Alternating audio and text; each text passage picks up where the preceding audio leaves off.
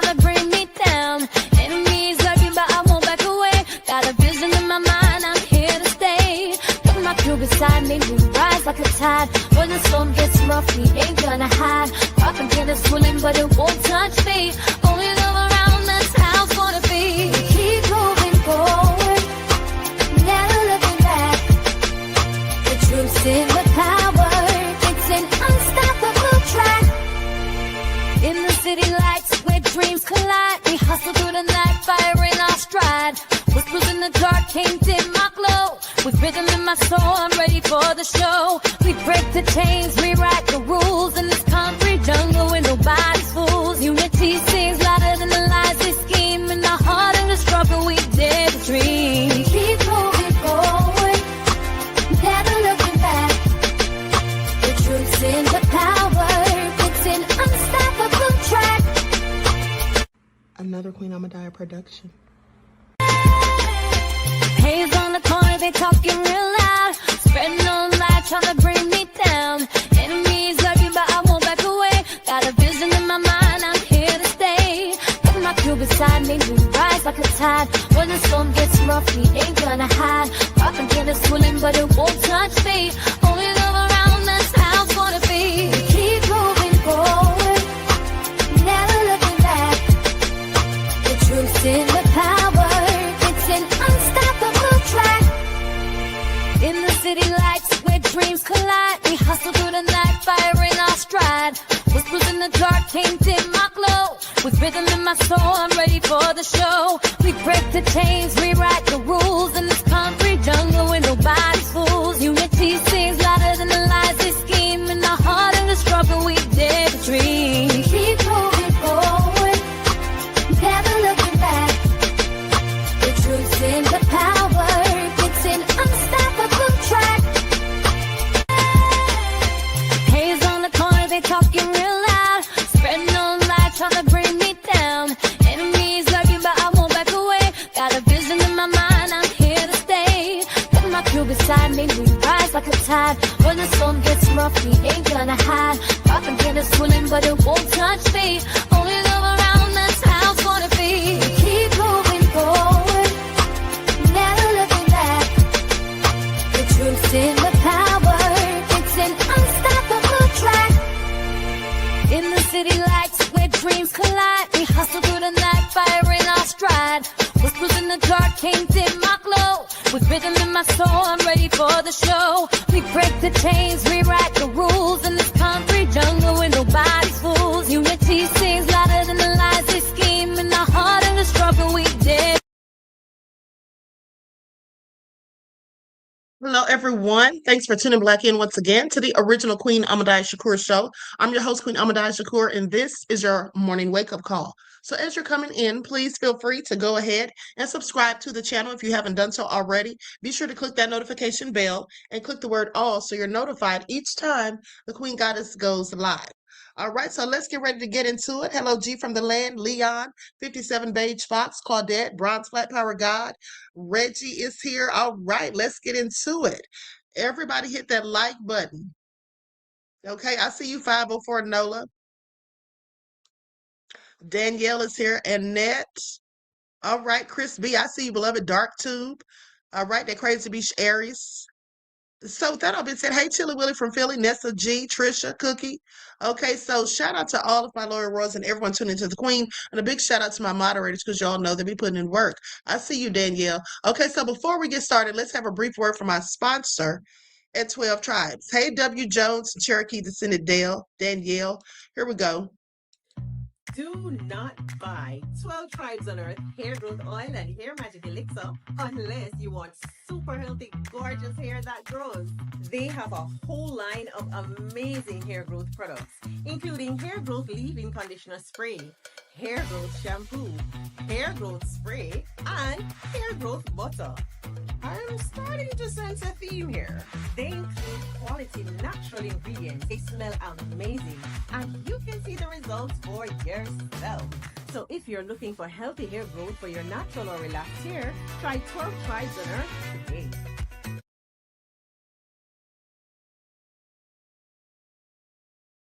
Okay, so with that being said, Don't forget, you can purchase 12 Tribes hair oil at Etsy.com.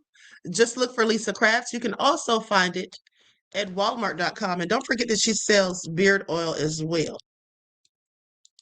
Okay, so now let's get into it. Let's talk about Trump's trip to China. We're going to get into it.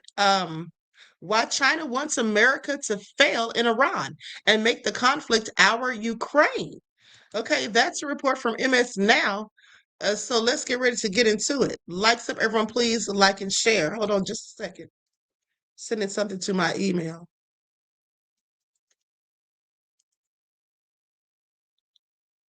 Okay, here we go. I'm going to share my screen. Also, I find it interesting that Satan Yahoo has the audacity, dare I say, to be suing the New York Times for that story about the IDF soldiers raping that man. Okay, the Palestinian man. So he's suing them for that. But it's crazy because there's all kinds of proof and receipts that it happened. Okay, there's a whole video about it. Anyway, we'll talk about it soon. But now let's get into this whole thing about Trump and China and how it all went wrong for him.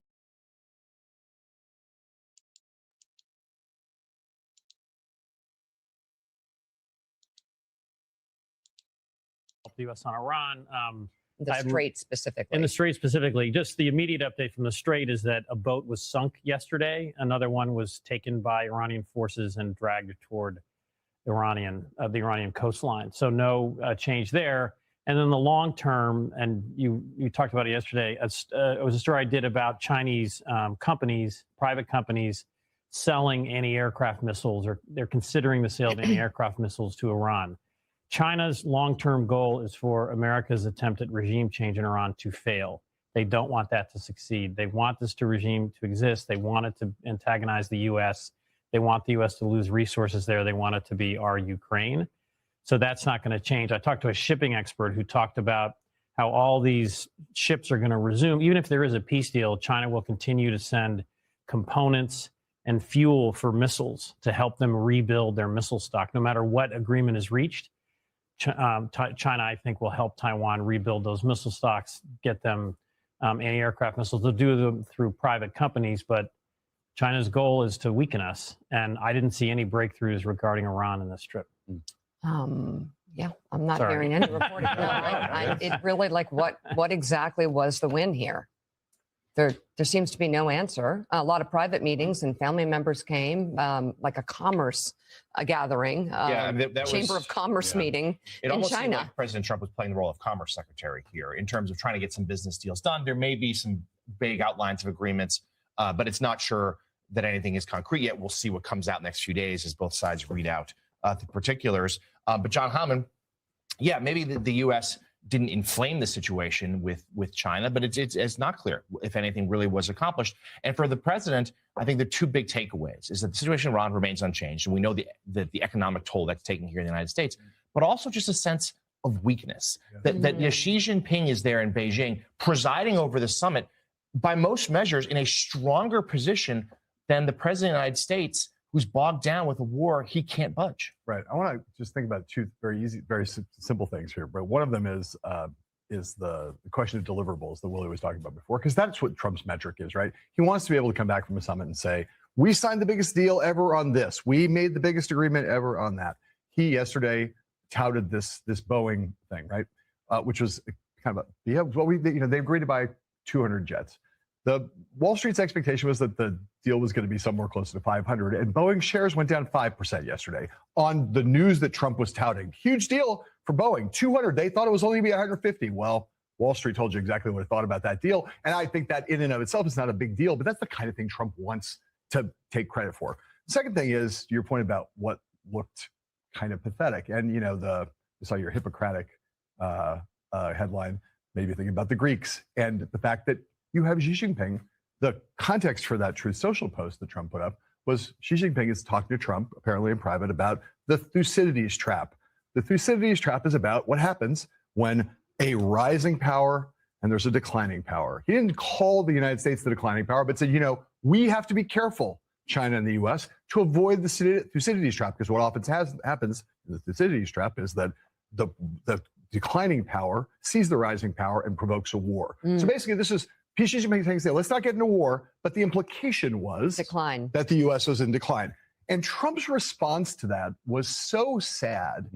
I mean, not just the fact that he's blaming Joe Biden, Mika, but let's read the first sentence of it where he says something like, yesterday, when Xi Jinping so elegantly... I have it here. When President Xi very elegantly referred to the United States as perhaps being a declining nation. That's all you need. It's like, that's an amazing thing to write. Is it one of the more incredible Trump sentences ever? Yeah. As he very elegantly, because I can't ever say anything critical of Xi Jinping, let alone...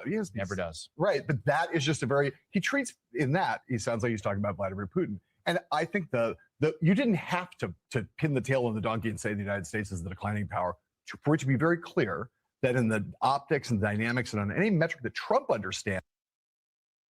Right, but that is just...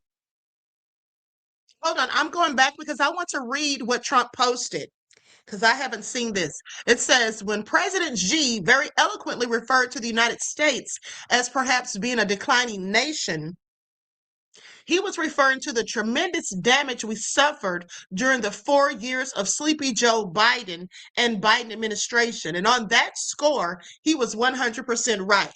First of all, no, he was not talking about Biden. And how do we know that? Because he's talking about currently. He didn't say the U.S. used to be a declining nation. He spoke about it in present tense. So, of course, he's placing the blame on the people that are now in charge. Trump, please sit down somewhere. Nothing that Biden ever did was this bad. But let's continue. So he goes on to say, and on that score, he was 100% correct. Our country suffered immeasurably with open borders, high taxes, transgender for everybody, men and women's sports, DEI, horrible trade deals, rampant crime, and so much more. President Xi was not referring to the incredible rise that the United States has displayed to the world during the 16 spectacular months of the Trump administration, which includes all-time high stock markets and 401ks, military victory and thriving relationship in Venezuela, the military decimation of Iran to be continued, strongest military on earth by far, economic powerhouse again, with a record $18 trillion being invested in the United States by others, best U.S. job market in history, with more people working in the United States right now than ever before, ending country destroying DEI, and so many other things it would be impossible to readily list. In fact, President Xi congratulated me on so many tremendous successes in such a short period of time. 2 years ago, we were, in fact, a nation in decline. On that, I fully agree with President Xi. But now, the United States is the hottest nation anywhere in the world. And hopefully, our relationship with China will be stronger and better than ever before. He sounds so ridiculous. This man lives inside of his own mind. This is all delusional. Okay, now he wants to say that President Xi congratulated him on the job that he's done in the past 16 months. Well, here's the thing. If the man had really congratulated him on that and thought that he did such a great and grand job, the best ever in the history of the United States or whatever, I'm sorry, but he would not have said that the U.S. is a declining nation. Trump is such an idiot. This man literally was insulting him to his face. To look you in your face and tell you as the president of any country that your nation is in decline, yeah, that's an insult to you. Trump is such a fool. Okay, he is such an idiot, but let's continue. No, he didn't. And he tried to act like it was all Joe Biden's fault. He treats in that, he sounds like he's talking about Vladimir Putin. And I think you didn't have to pin the tail on the donkey and say the United States is the declining power for it to be very clear that in the optics and dynamics and on any metric that Trump understands, let alone the rest of the world, which of those two countries is the declining country? And Xi Jinping didn't need to say it directly. It's pretty clear to everyone where they stand in terms of relative power and working trajectory. class Americans would agree with that. Just why speak that way to an authoritarian leader who has like the greatest firewall in the world in terms of stopping the free flow of information, who's jailed Jimmy Lai, the publisher, pro-democracy advocate from Hong Kong. Yes, and Donald Trump has no problem belittling political rivals in the U.S. and being incredibly mean to other people. And I just looking back, Trump made his bed here. Yeah, there were three key mistakes he made. First was this trade war with China, the one he started out with all the tariffs. he lost that trade war. And that China came back at him. This was before the last meeting in Seoul. That did not work. He was going to, bring the Chinese to their knees. It didn't work. The second thing was the obsession with first Canada as the 51st state, but then Greenland. And he destroyed essentially. Exactly. That's because he's a whole idiot. He's always going to destroy relationships because he's an idiot and he doesn't know when to shut the hell up. Now, let's go to this ABC News report where they talk about Trump wraps up China trip after high stakes summit. Likes up, please like and share. Thank you.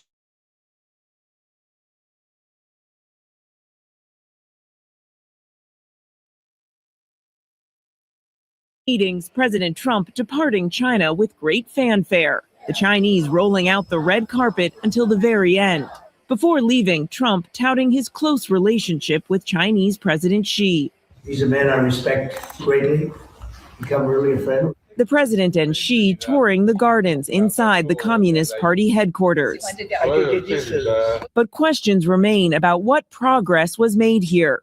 The president came to Beijing hoping to convince Xi to use his influence over Iran, one of China's closest allies, to open the Strait of Hormuz. We did discuss Iran. We feel very similar to Iran. We want that to end. We don't want them to have a nuclear weapon. We want the straits open. But it's unclear if Xi agreed to pressure Iran. He said he's not going to give military equipment. That's a big statement. He said that today. That's a big statement. Said that Trump is a fool. Do you all hear this? He said that Xi Jinping told him he wasn't going to give him military equipment. Meanwhile, back at the ranch, Xi Jinping, they were having military equipment sent to Iran while Trump was there. Okay, was that not reported? Was that not reported through a third party? They were sending Iran the weapons, okay, that they need. Oh, Trump, you're so stupid. You just don't even realize it. strongly. But at the same time, he said, they buy a lot of their oil there, and they'd like to keep doing that. Trump, who brought along with him over a dozen top American business leaders, also touting what he claims are, quote, fantastic trade deals, saying China will be buying American soybeans and 200 Boeing planes. But the Chinese have not confirmed these commitments. He said, I think it was a commitment. I mean, sort of like a statement, but I think it was a commitment.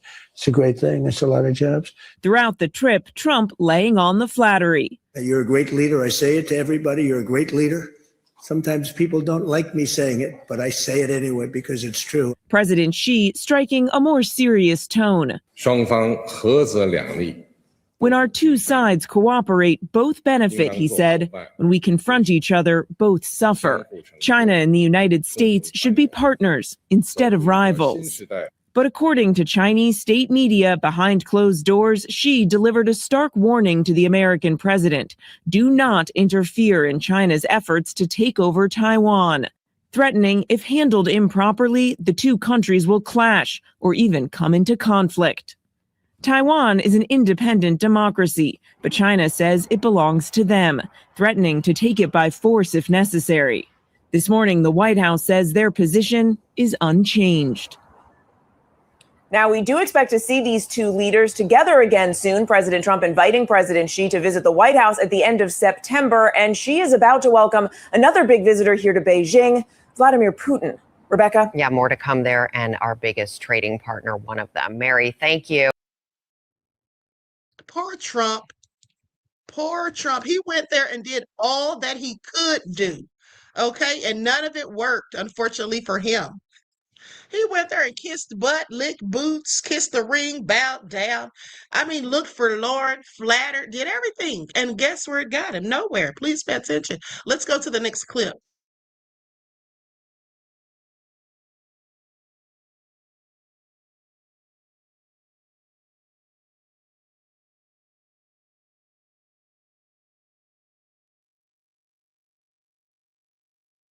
Some national news. President Trump wrapping up his visit to China today. The president said that he and Chinese President Xi Jinping feel very similar when it comes to the conflict in Iran and keeping the Iranians from getting a nuclear weapon. Yeah, Trump is also touting what he is calling fantastic trade deals with President Xi Jinping, with the two leaders making progress in several areas. But the war and China's alliance with Iran was still a major focus. Trump suggested they're on the same page about the war in Iran. Trump also said China wants to continue to buy oil from Iran. We feel very similar to Iran. We want that to end. And we don't want them to have a nuclear weapon. We want the straits open. We're closing it now. They closed it, and we closed it on top of them. But we want the straits open, and we want them to get it ended because it's a crazy thing. They're a little bit crazy. When it's no good, can't have it. The leaders also talked trade with President Xi, agreeing to buy hundreds of American-made planes. As for whether China pressures its ally Iran to reopen the Strait of Hormuz, many observers say China is in no rush to get involved. Y'all, is edge control. Every edge control I've ever came across, it will just... Okay, you heard that. Said China is in no condition to get involved. They don't want to be involved in it. And, you know, Trump said that Xi Jinping agreed with him. Okay, Starseed Oracle said he'd be lying and begging. Yes, of course he does, beloved. But listen, he said that China or the Xi Jinping agreed with him that Iran doesn't need nuclear weapons. I doubt that man said any of it, okay? Now let's move on because let's go to this report about Netanyahu may have just made a fatal mistake. Okay, now this isn't my video, so I'm going to use an overlay. Likes up, everyone, please like and share. Thank you in advance.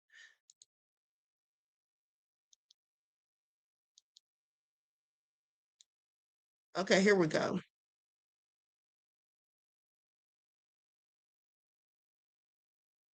I just mean that he so despises what America really is that he is providing agency for several countries in the world whose leadership would like to see us gone.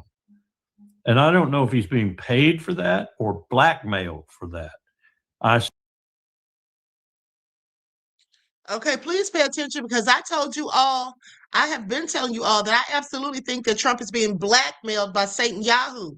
But now this man, this is Colonel Lawrence Wilkerson. He's the former State Department chief of staff to General Colin Powell. Okay, so please pay attention. He knows what he's talking about. Now, like I said, I told you all that I absolutely believe Trump's being blackmailed. There's no other excuse for his foolishness. Suspect the latter. Now, I don't say this flippantly. I say this because I've pondered the possibilities. I've researched the possibilities. And I think there is a good chance he's being blackmailed. He's either being blackmailed by Bibi Netanyahu or perhaps a combination of leaders in the world who have this information. And he's being blackmailed because not only of his own participation in the Epstein business, but also because of his wife's participation. Deeply embedded in the Epstein scandal is Melania, I think. So I don't discount this at all, that he is providing this sort of evil, poisonous agency for other people from time to time at critical junctures in his decision-making that is caused by the fact he's being blackmailed. And that really changes the whole complexion of what we're talking about here because we have no mechanism, zero mechanism in our country for dealing with this. And people have said, well, it's impeachment. Impeachment deals with that. No, it doesn't. We've never successfully impeached a president. We came the closest with Richard Nixon when his own party's leaders took the articles of impeachment and marched over to the White House and showed them to him. And they were so powerful that Richard Nixon, who at the end of the day was not an all bad guy, they were so powerful that he decided it would be better to go down in history as having resigned rather than as the first president to be successfully removed from office by the impeachment process. And he did that. That's the only time we have used that impeachment process with any kind of vigor, any kind of wisdom, any kind of possibility of a result. So our founders left us with nothing that we can use to get rid of someone like Donald Trump. So we're stuck with him. And I'm afraid there's at least a 50-50 chance that means we're stuck with an insurrection. We're stuck with a man who will not leave the White House, who will pick Rubio or Vance or someone else we haven't even heard of to replace him when he is so lost in his old age that he has to. That the military, the segment of it that Pete Hegseth is very carefully fashioning right now, will support him in all this. That we may have a tad of a civil war in order to accomplish this. But nonetheless, Donald Trump will not leave. And his administration and the Republicans will not leave. Think of it this way. Julius Caesar crossed the Rubicon and went into Rome. He crossed the Rubicon as that was a sort of a figurative way of saying, I am now going to be a very different kind of ruler. But no one knew what that meant. There are historians that even think now that Julius Caesar was more, in our terms today, liberal than he was conservative. That one of the things he wanted to do was get the people of Rome on his side. When I say the people of Rome, I mean the people of Rome, not the empire later, the Rome Republic. It was still a republic. He crossed the Rubicon. And despite all the warnings that came to him, apparently fairly verifiable, one right in the door to the Senate, he ignored them all, went into the Senate, and they killed him. That began the Roman Empire. People don't understand that. Before that, it was the Republic. The empire began when Caesar was assassinated, when the civil. Okay, now he's straying off topic, so I'm going to move on. Odd Negro's official said Trump talks so much ish about China, now over here begging. What a loser. Of course he is, beloved. He absolutely is. And he did talk all that trash. And that's why I was laughing at him when he lied and talked about how good of friends that he and President Xi Jinping are. That man is not his friend. Okay? Why would he even think that? Why would he even think it?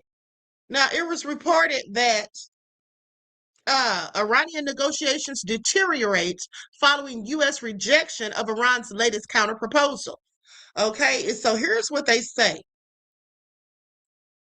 HRRC urges all parties involved in the negotiations between the United States and Iran to prioritize the protection of civilian life and continued efforts towards ceasefire and peace agreements. We condemn actions that contribute to regional instability and prolonged conflict and call for immediate diplomatic engagement in order to prevent further escalation and humanitarian harm.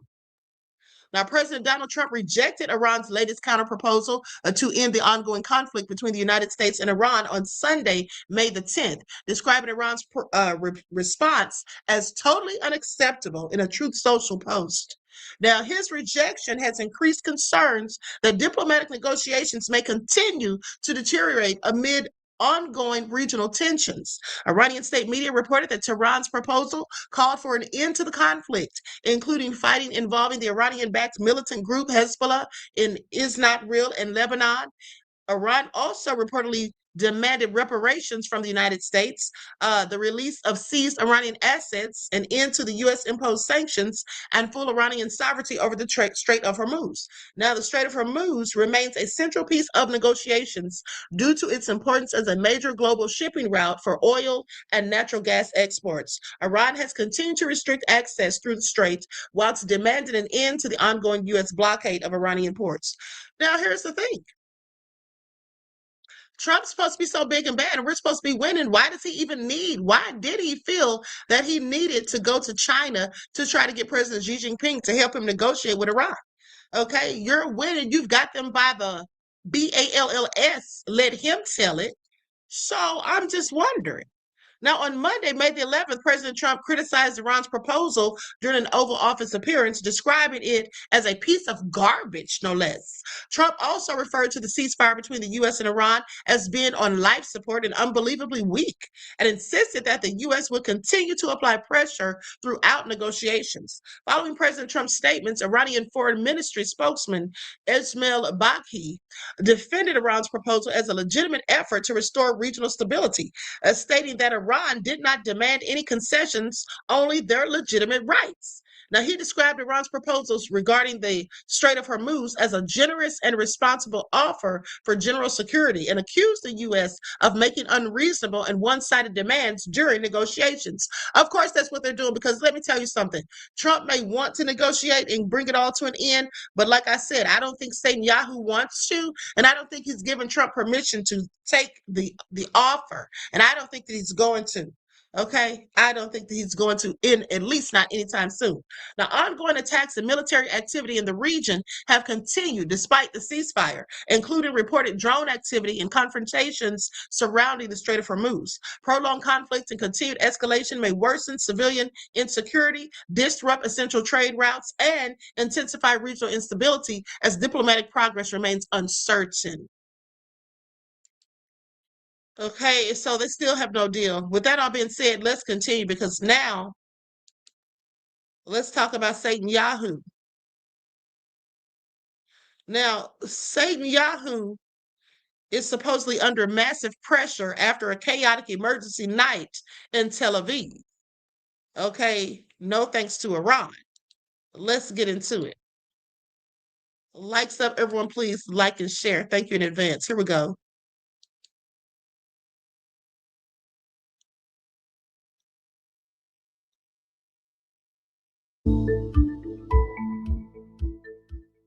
The regional pressure surrounding Benjamin Netanyahu intensified dramatically after another tense night across Tel Aviv and surrounding areas, with emergency alerts, aerial interceptions, and widespread public concern once again dominating the atmosphere inside Israel.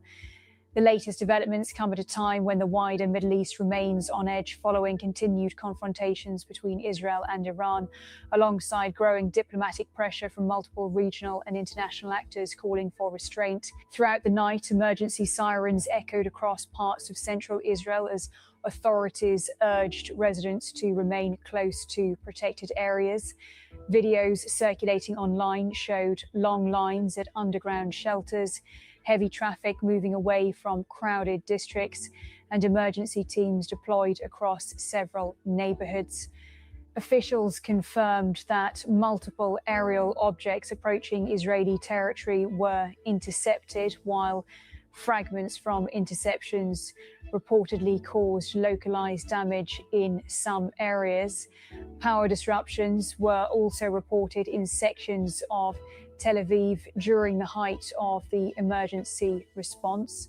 The developments added fresh pressure on the government of Prime Minister Benjamin Netanyahu, whose leadership is already facing growing scrutiny over regional security conditions, military readiness, and the broader strategic direction of the confrontation with Iran.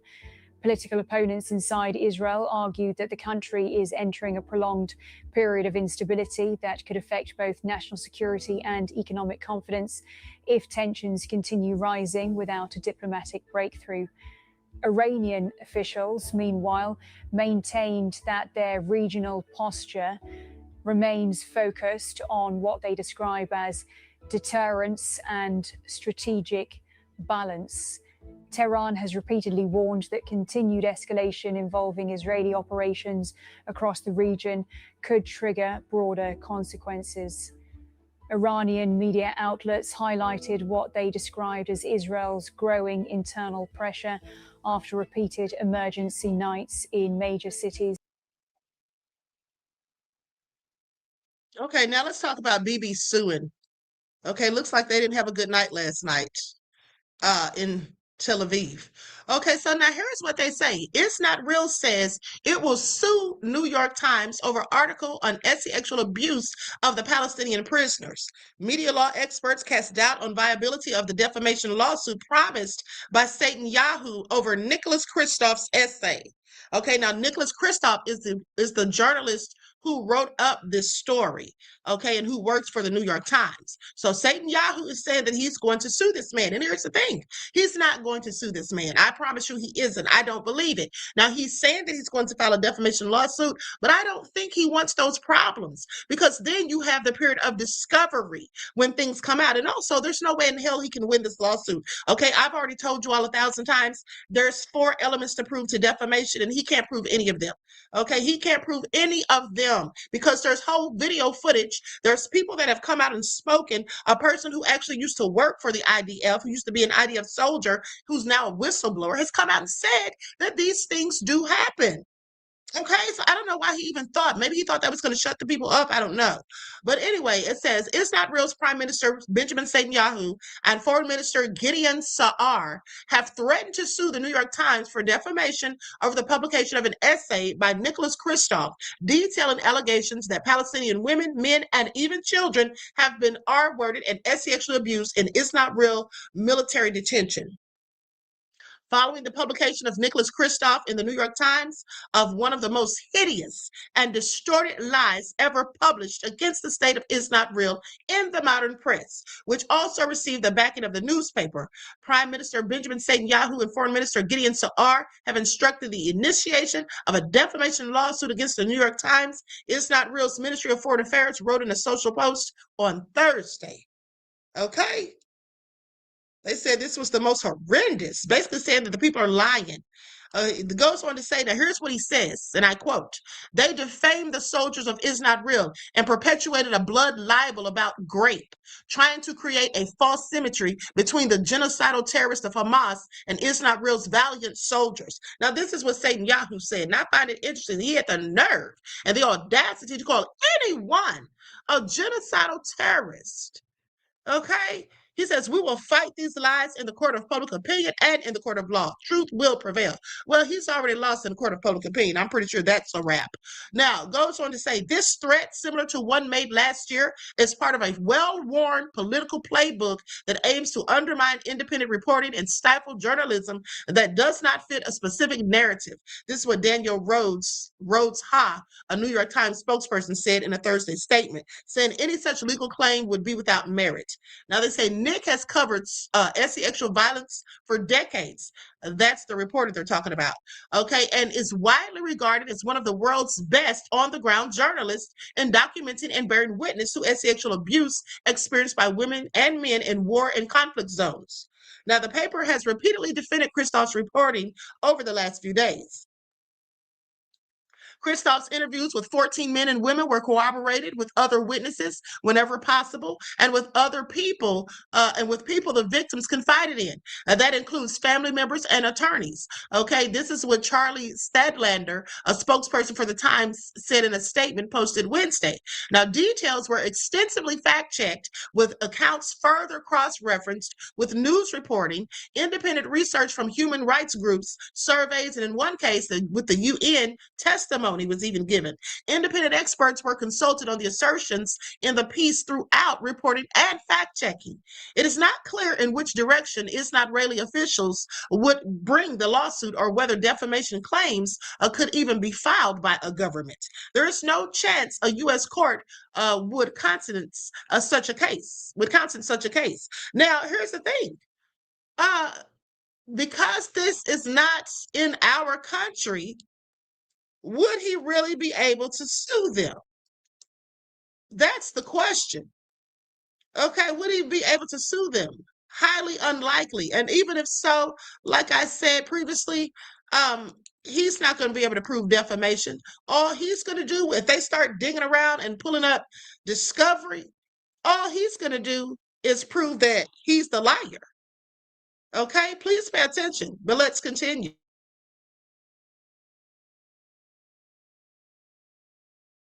Accidentally muted myself. Okay, now, with that all being said, he says there is no chance a U.S. court would countenance such a case. This is what David A. Logan, a professor emeritus at the Roger Williams School of Law and Media Law expert, had to say.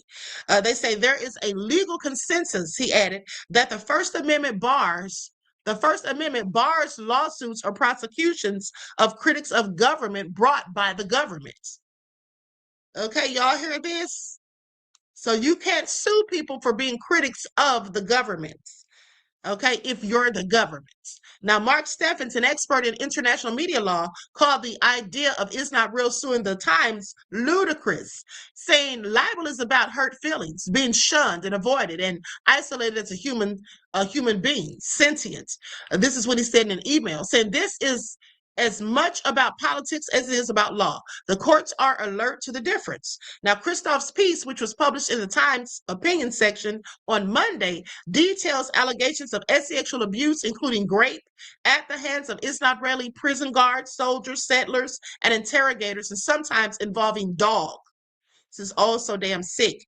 In the piece, Christoph wrote that he found the victims he interviewed by asking around among lawyers, human rights groups, aid workers, and ordinary Palestinians. He noted that while he was able to corroborate many of their stories, in some cases it was not possible, perhaps because shame left people reluctant to acknowledge abuse, even to loved ones. He noted that there is no evidence that It's Not Real leaders ordered grapes and extensively quotes Israeli officials' rejection of the story's allegations. Now, The Guardian has also published accounts of sexual abuse of the Palestinians in Israel custody and recently reported that Israel soldiers and settlers were using sexual assault as a tool to force Palestinians out of their homes in the occupied West Bank. Allegations of sexual assault of detainees in Israel detention have also been documented by Israel and international human rights groups such as BT and Save the Children, amongst others. But Christoph's story prompted furious backlash amongst the Times of Israel supporters. Have they, the New York Times, no sense of decency and journalistic responsibility? This is what Deborah Lipstadt, a former envoy to combat anti-Semitism under the Biden administration, said.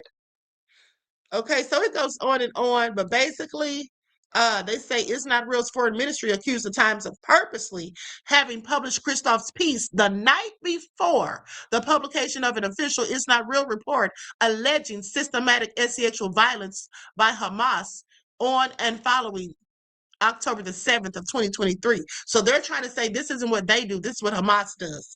Maybe they all do it. Now, the statement prompted the Times to issue a public response rejecting the allegations. The paper also publicly rejected allegations of internal discussions at the Times about source credibility and lack of evidence, saying there is no truth to this at all. That's what Stanlander said. Now, it is not the first time Israeli officials have threatened to sue the Times. Last year, Netanyahu said in an interview with Fox News that the Times should be sued over its coverage of starvation in Gaza. Says, I'm actually looking at whether a country can sue the New York Times. That's what Netanyahu said at the time. And I'm looking into it right now because I think it's such clear defamation. I mean, you put a picture of a child that's supposed to then represent all these supposedly starving children, yet they put in this picture of a child who has cerebral palsy. It's Not Real did not follow through on the threat. Well, of course they didn't.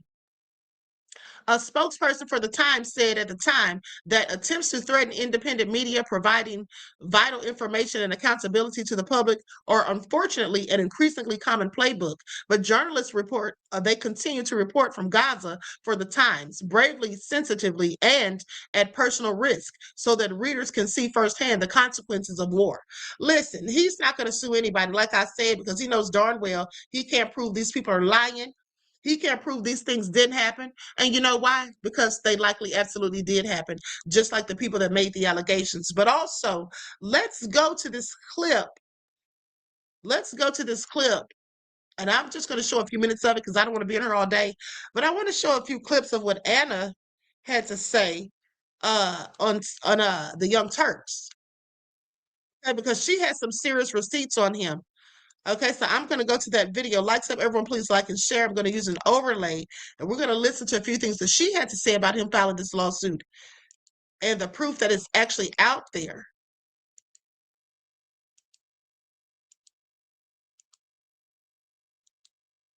because that's not what the footage shows, and that actually has been investigated in the courts. I watched the video myself. I watched the video you myself. interrupted me, as a matter of fact. I have a screenshot.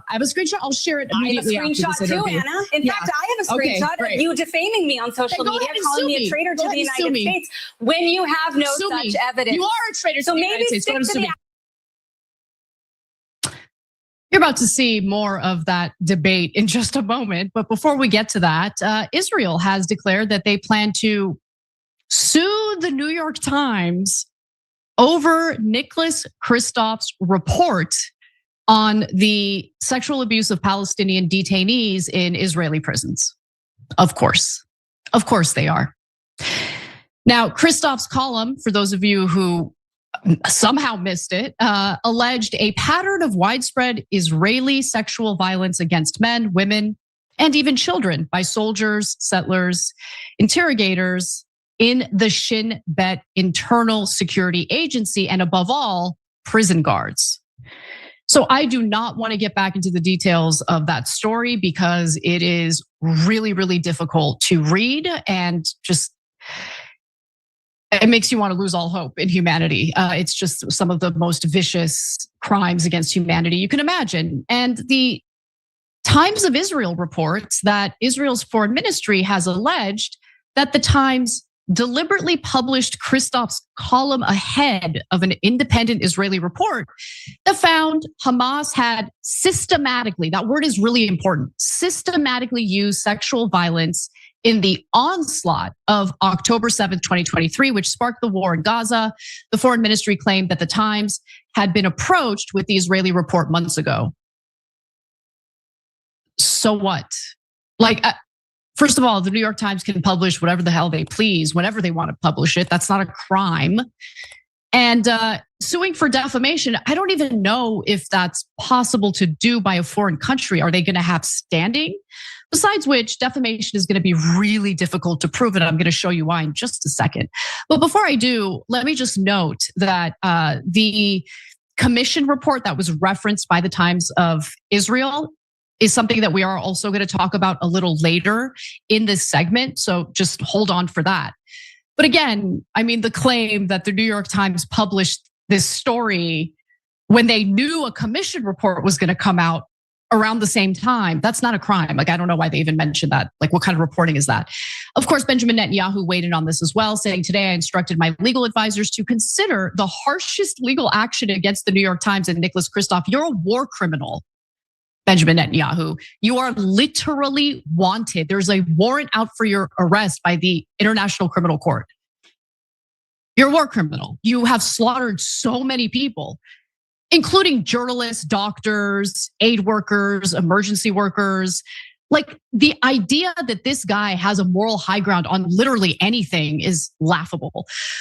But generally speaking, foreign countries don't have legal standing in defamation suits in the United States. And besides which, defamation suits in the United States between two people living in the United States, incredibly difficult to win. Incredibly difficult to win because you have to prove actual malice. In this case, there was no actual malice, and there's no indication that Kristof did anything to defame Israel. Israel defames itself every single day by their own actions. Okay, I mean, it's amazing, but okay. I actually think that it would be fantastic, absolutely fantastic, if some way, somehow, this defamation suit goes to court. Because if it goes through a typical discovery process, oof. I jump in it. I would love it. I would absolutely love it. Because when you consider what Israelis say in Israel openly, candidly, on broadcast television, can you imagine what they're willing to say behind the scenes? Private emails, text messages, things like that. Can you imagine?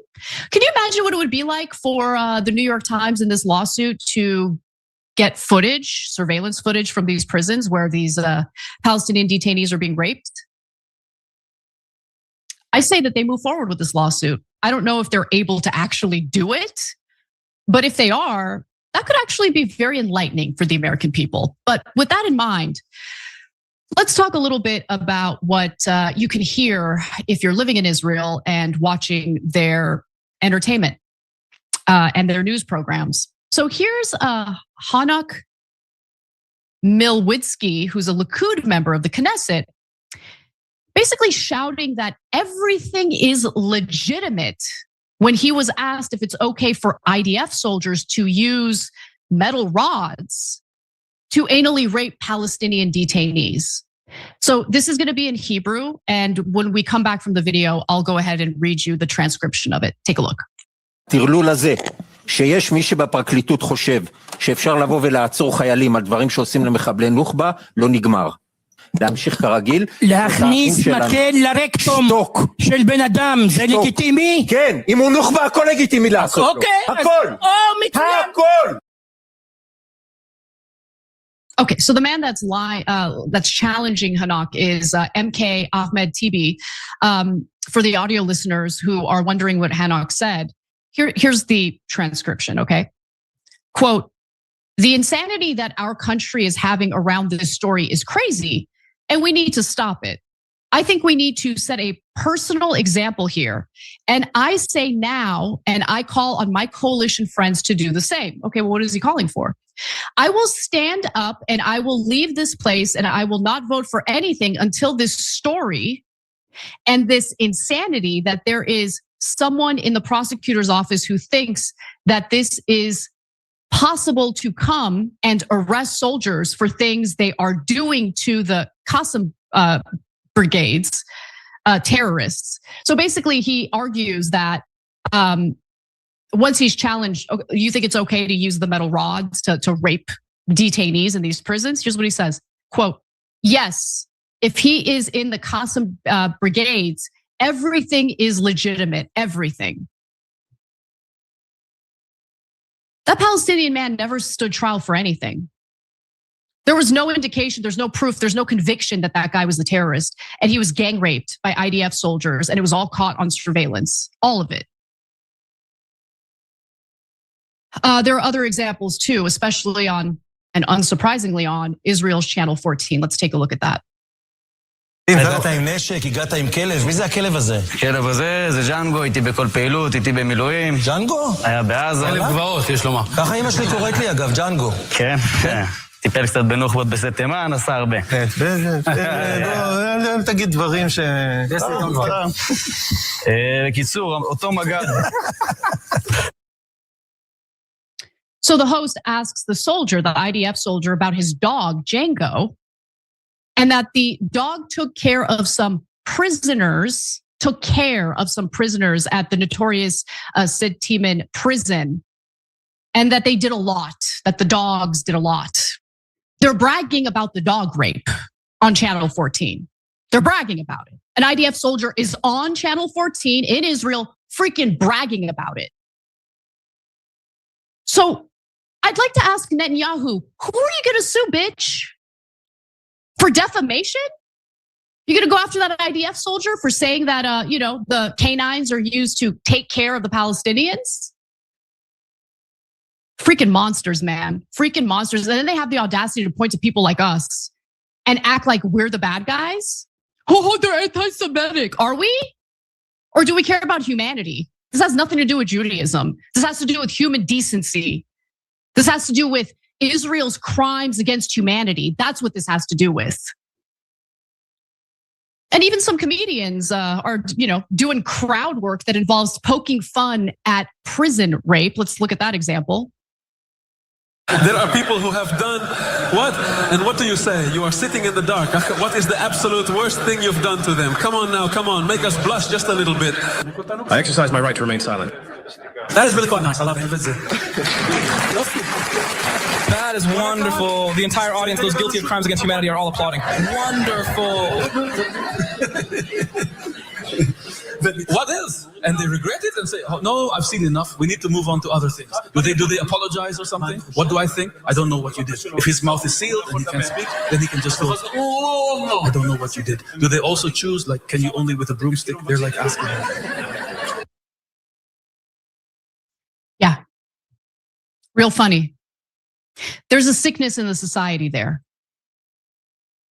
That wasn't funny. That was just joking around about something that everyone seems to acknowledge. Okay, absolutely deplorable and disgusting. So who is he going to sue? He's not going to sue anybody because he knows that these things absolutely happened. There is proof and receipts, and there are witnesses. Okay? And we have video footage also. There's video footage on X, I know for sure, of these IDF soldiers bragging about some of the things they've done. Please. So that dog's not going to hunt. Okay, so anyway, let's move on. Likes up, everyone, please like and share. Now, I want to go to this video of an Iranian woman who talks about them saying death to America. Because you know they love to tell us that Trump and Netanyahu, they love to tell us that these are the people that chant death to America. Yeah, they do chant that. But why? And who are they talking about? Hey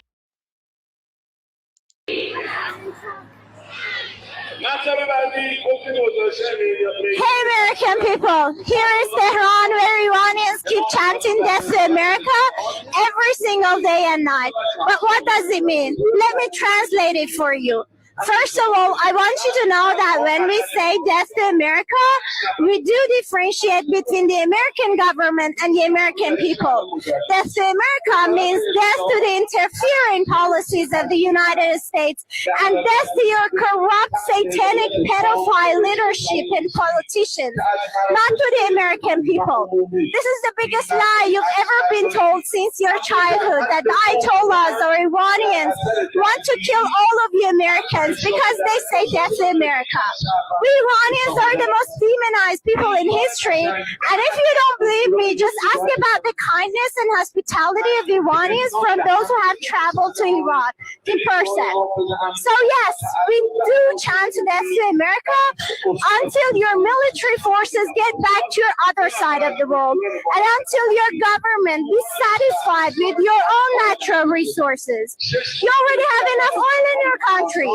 We just want you to get out of our region and let us live the life we like. Let us wear whatever we like. We are already free and we really don't need your help to liberate us. We are the heirs of the Persian Empire, which means we Iranians have the most ancient civilization in the world, and we do know how to live and survive. And we definitely don't need a 250-year-old country to lecture and educate us about civilization and freedom.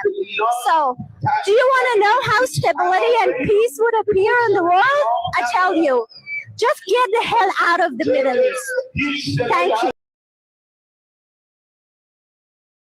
Y'all heard what she said? She told them to just get the hell out of the Middle East and thank you. Okay? Please pay attention. Now, she said she's not talking about the citizens. She's talking about the government. And also that they're already free and liberated and they don't need the U.S. to liberate them. Trump. Okay? Trump. So you can stop acting like you're trying to help them by trying to get a change of regime. Because the real thing is he wants to be able to control their oil like the U.S. was doing before they had a whole revolution in 1979. Okay, that's what he and Bibi want. They want to be able to run them and deplete them of their resources whenever they feel like it. That's my opinion. Now, with that all being said, let's continue because Abbas Araghchi came out and spoke. I'm going to play this, and then we're going to move on and talk about Dr. Cheyenne Bryant's, allegedly Dr. Cheyenne Bryant, should I say.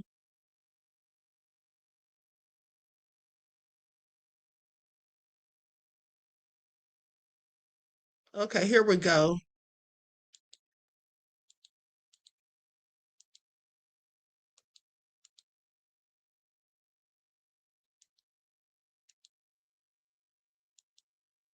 All right, we're going now to Iran's Foreign Minister Abbas Araghchi speaking at the Iranian embassy in New Delhi following a BRIC foreign ministers meeting. Let's listen in. Back to the same volume of trade that we had with each other. You know, before those sanctions, we used to have more than $20 billion of business and trade with India.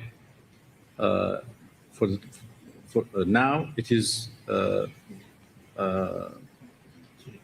much smaller, but it's still in billions of dollars.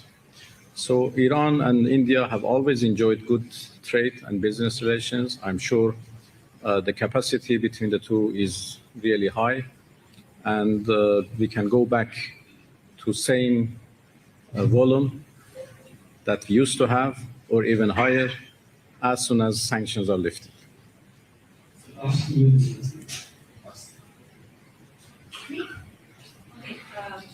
you. I'm Elena from Task Constituency. Sir, yesterday you met your Russian counterpart, Mr. Lavrov. Did you discuss the offer which Russian officials have on the table regarding the removing uranium from Iranian territory to Russia? What is your current position on this offer from Russian side? And can be this offer crucial in resolving this deadlock in negotiations between Iran and US? Well, yes. Yesterday I had a very good meeting with Sergei Lavrov. I have to say that we have always consulted with our Russian friends. We have a very good relation, strategic partnership, and we have always consulted with each other regarding all international, regional, and bilateral issues. I met President Putin in St. Petersburg about, I think, 10 days ago, less than 2 weeks ago, and we discussed everything, including the question that you mentioned. We are thankful to our Russian friends for their offer and for their, intention to help the resolution of this problem. Of course, this is something that we have to decide during the negotiations. The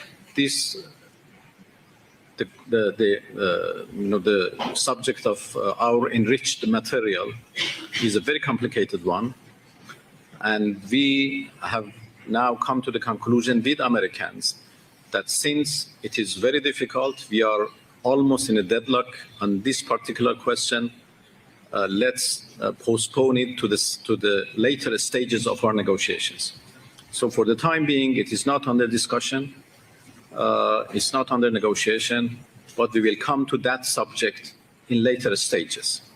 And when we come to that stage, obviously we would have more consultations with Russia, and we see if the Russian offer can help or not. This is not something for the time being. Sir, Excellency, leaders from New Tech in India.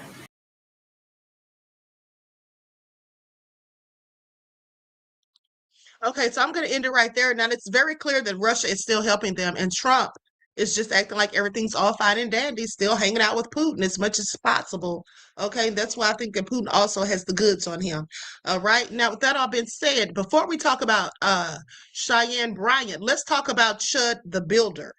Okay, because the update is he's been charged with attempted murder. All right, let's get into it. Likes up, everyone, please like and share. Thank you in advance. Okay, so Chud the builder charged with attempted murder after Clarksville courthouse shooting. All right, let's go to the report.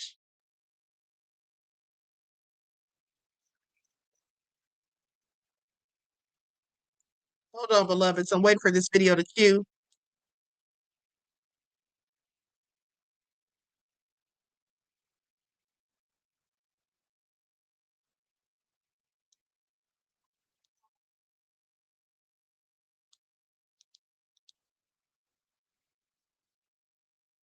Okay, here we go. Sorry, I was waiting for the ads to finish.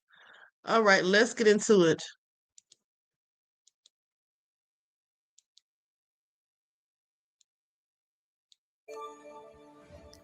At 6:02 this morning in Operation Crime and Justice, there is a live streamer who is known as Chud the Builder. He is expected in court later today for attempted murder charges. Yeah, this is in connection with a shooting that happened earlier this week in Clarksville. He had been in trouble with the law even prior to that in Nashville. Fox 17 News reporter Karen Aguilar joining us live this morning to break down what we know so far. Hey, Karen. Good morning, Jen and Justin. In just 2 hours, Dalton Etherly, who goes by the name of Chud the Builder, which you just mentioned, will be in court for multiple charges, including attempted murder. Now, Etherly is known for posting racially charged content. On Wednesday, investigators say Etherly got into a fight with another unidentified man, which led to a shooting in front of the Montgomery County Courthouse. As of now, the motive remains unknown. This comes days after Metro Police arrested Etherly for refusing to pay for his meal at Bob's Steak and Chop House in Nashville. I spoke to Clarksville attorney Alan Rosas, who also witnessed the shooting.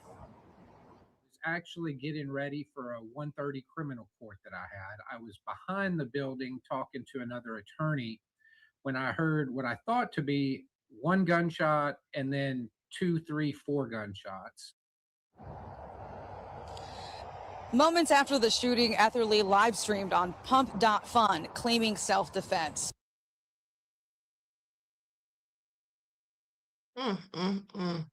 Yeah, we know he was going to claim self-defense. That's what he was waiting on. Okay, that's what he was up to in the first place. Now, there's another report by ABC News. Songwriter Sonny needs to sit down somewhere. Hold on, let me go to the comment. Where did it go? Songwriter Sonny said, Queen let that man talk about nothing and gave no feedback. That's her boo. If you don't have several seats, I did give some feedback. First of all, I only played 3 minutes of the interview or of the video. That's for number one. Okay, the man said what he said. All right. There wasn't really much feedback to give other than to say that they're not backing down and they're not going to just, let the U.S. just get away with whatever. Okay. And the thing is, they are letting ships through the Strait of Hormuz while Trump is lying. The only ones they're not allowing through are the ones that are at war with them. Okay. The ones that are still dealing with the U.S. Please pay attention. All right. Songwriter Sonny, sit down somewhere and talk about that's my boo. Honey, my boo's at work. Okay. My boo is at work, honey. But let's continue. I don't know why y'all always be trying to go in on the queen, honey. Okay, songwriter said you like watching him talk.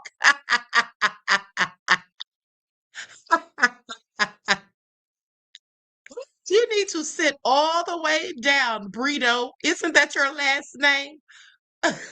You need to sit down. Okay, said I like to watch him talk. Not listen to him, but watch him, mind you. Yeah, I do like to hear him talk. Please pay attention. Now, with that all being said, let's go to this next clip. Like some, everyone, please like and share. That crazy bitch Eric said, I can't. Honey, I can't either. Getting called out by the chat? Okay, where did it all go wrong?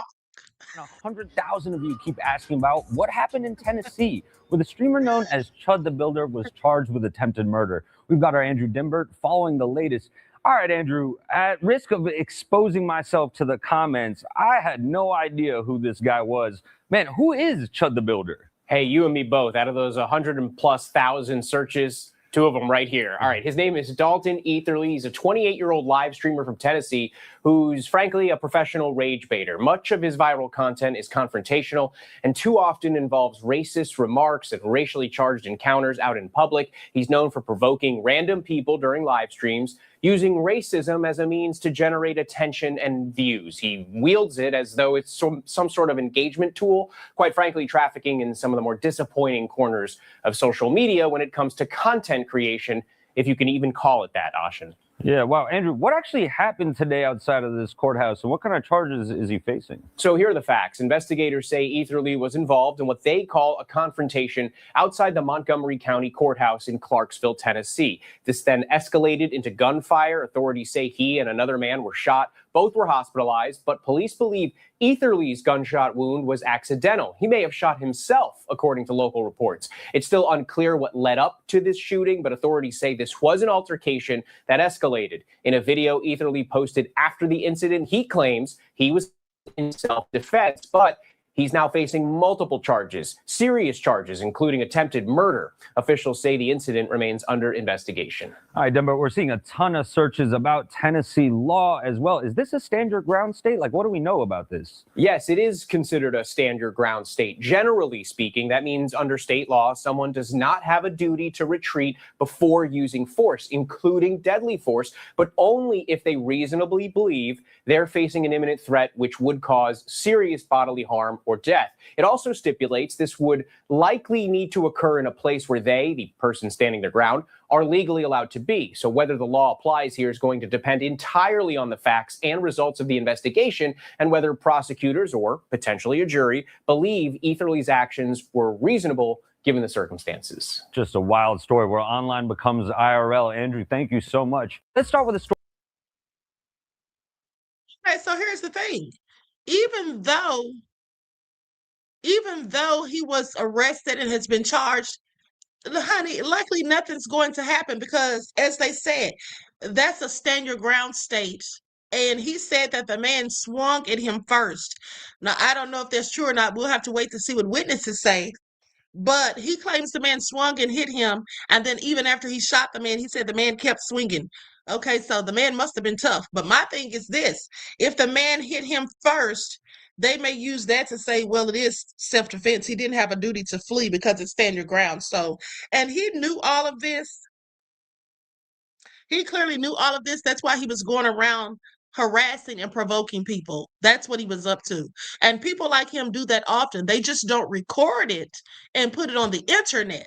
But there's plenty of them that go around doing the same exact thing. Go around and trying to intimidate or provoke Black people to anger so they can shoot them and kill them. There's plenty of them that do it.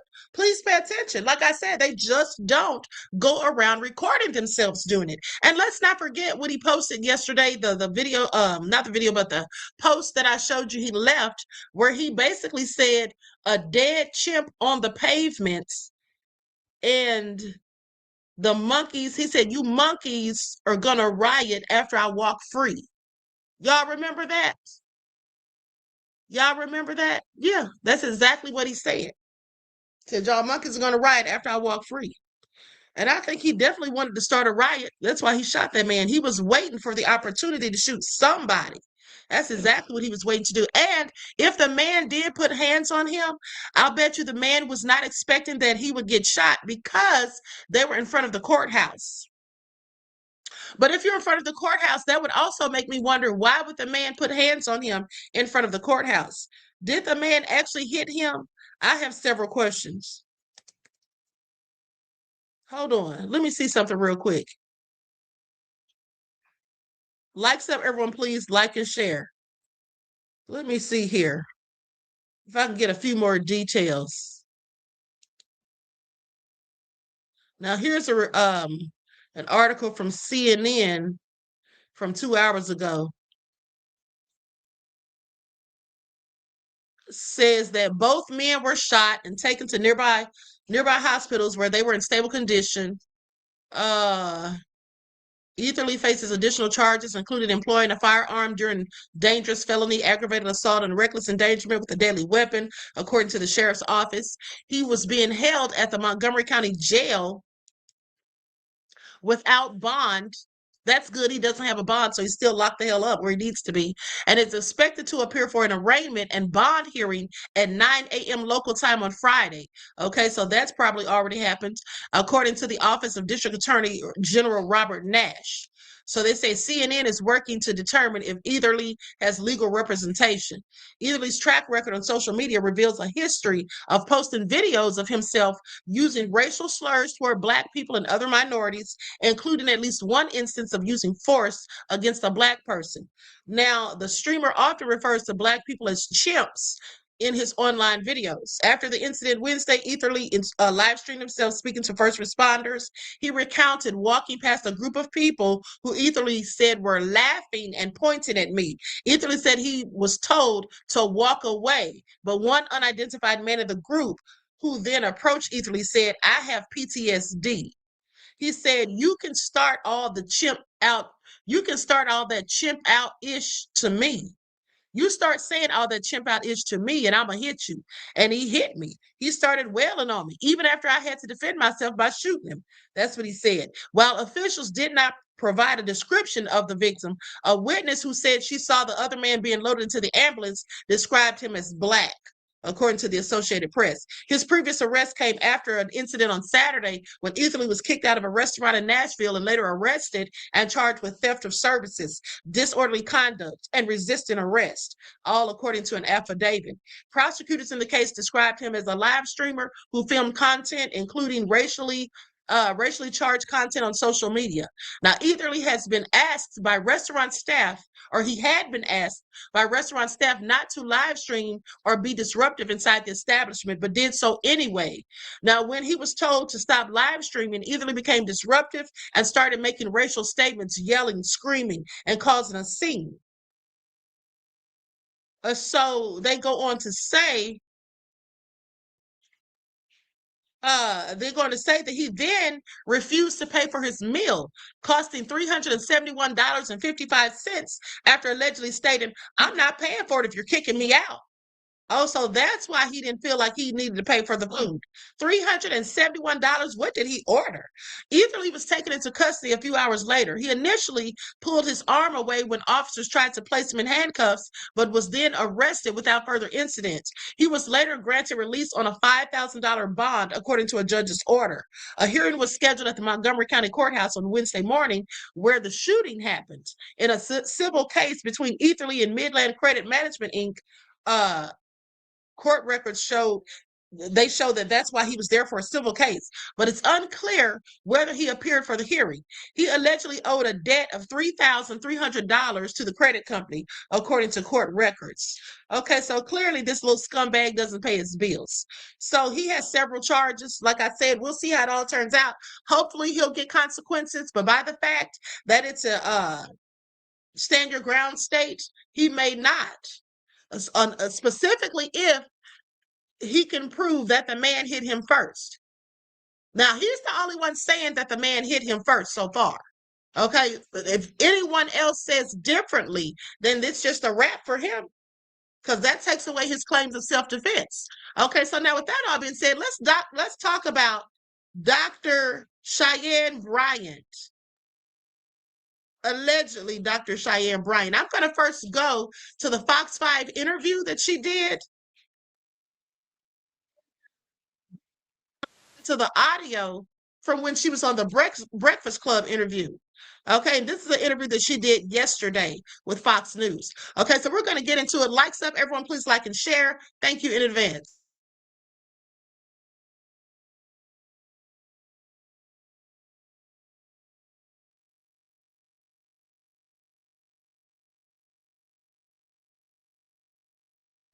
You guys made Mental Detox, my first book, a bestseller. I know we can run these numbers up. We got to do it again, y'all. That's life coach and Dr. Cheyenne Bryant. She's out with her brand new book, Live Your Power, Escape Your Wilderness, Heal Your Pain so you can manifest the life you want. It just came out and it's already a bestseller. She's delving into how you can embrace self-love and reach your full potential. And she is here now. So come on in and congratulations on your latest. Thank you so much. Thank you. Thanks for coming live in studio. I'm going to add this to your book. Oh, please do. Please do. And honey. I've read your book. Yes. Is it how many? Hold on, beloveds. Before we get into this, okay, Poetical Wind said, Queen, look up his ex-black dominatrix is what you meant. Girlfriend, if you can find it. Listen, talked about her already. I didn't show the video because it was kind of vulgar. She was showing the object that she used when she would peg him from the back or whatever. And so yeah, we already know he's tutti frutti and fresh on Rudy and all of that, you know. And she wasn't his girlfriend, beloved. She was someone that he was clearly hiring to peg him, as they call it. I think she had a girlfriend, if I'm not mistaken, and she said that she pegged him. The last time was in 2015. So yeah, I talked about it, honey. He's something else. And she probably wouldn't have come out and even told that story had he not been running his mouth about her. Okay, but I'm glad she did. Have you This put is out my now? second The book. second My book. first one, Mental Detox, is also Yes. a bestseller. Wow. So for many, they know who you are. Yes. For others, this may be an introduction. Yeah. So you often talk about, and you talk about it in your book, going from the hood to the hills. Yes, baby. How has your life informed your journey and what you share? Oh gosh, I talk about it in my book, Live Your Promise, how, you know, growing up in the inner city as a young girl, the oldest of 7, the product of teenage parents, had an extremely, extremely loving, tight-knit family, but the environment sometimes was dysfunctional and toxic. And so growing up in that, knowing that, look, I don't know where I want to go, but I know I got to get the heck up out of here. I always say sometimes it's not where you're going that gets you there, it's what you're running from. And as a young girl, I put on my track shoes and I said, look, I have a goal to get me and my family out of this, but to come back and give back and provide resources to the inner city. And so I say, I went from the hood to the hills by the grace of God.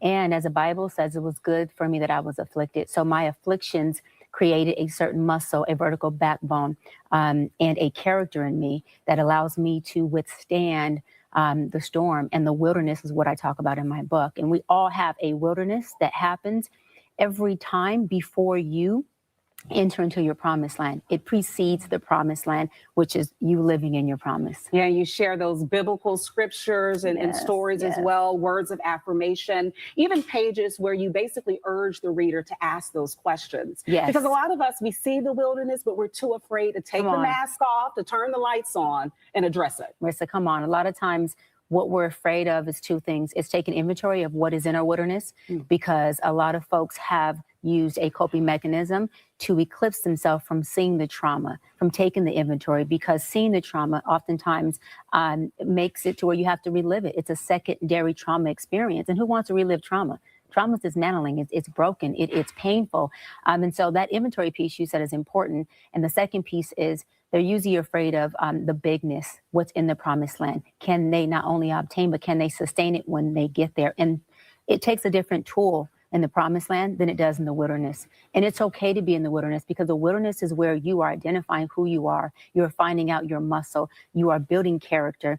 And that is what you need to be able to even enter into your promised land. The promised land takes a you that is vertical. It takes a you that can thrive. The wilderness is where you survive. You cannot take your tool of survival into your promised land, where you are there to actually thrive. Once you've identified that this for me is my wilderness and you see the thing as a thing, what are some practical steps that you can do to begin the healing process? I love that. I always say, you know, you have to feel, deal before you can heal. It means you have to really let yourself feel what you are feeling, honor your emotions. Honoring our emotions is an act of self-love. Okay, and allowing yourself to feel what you feel. You also have to remember that, you know, success does not erase your trauma. It doesn't erase your trauma.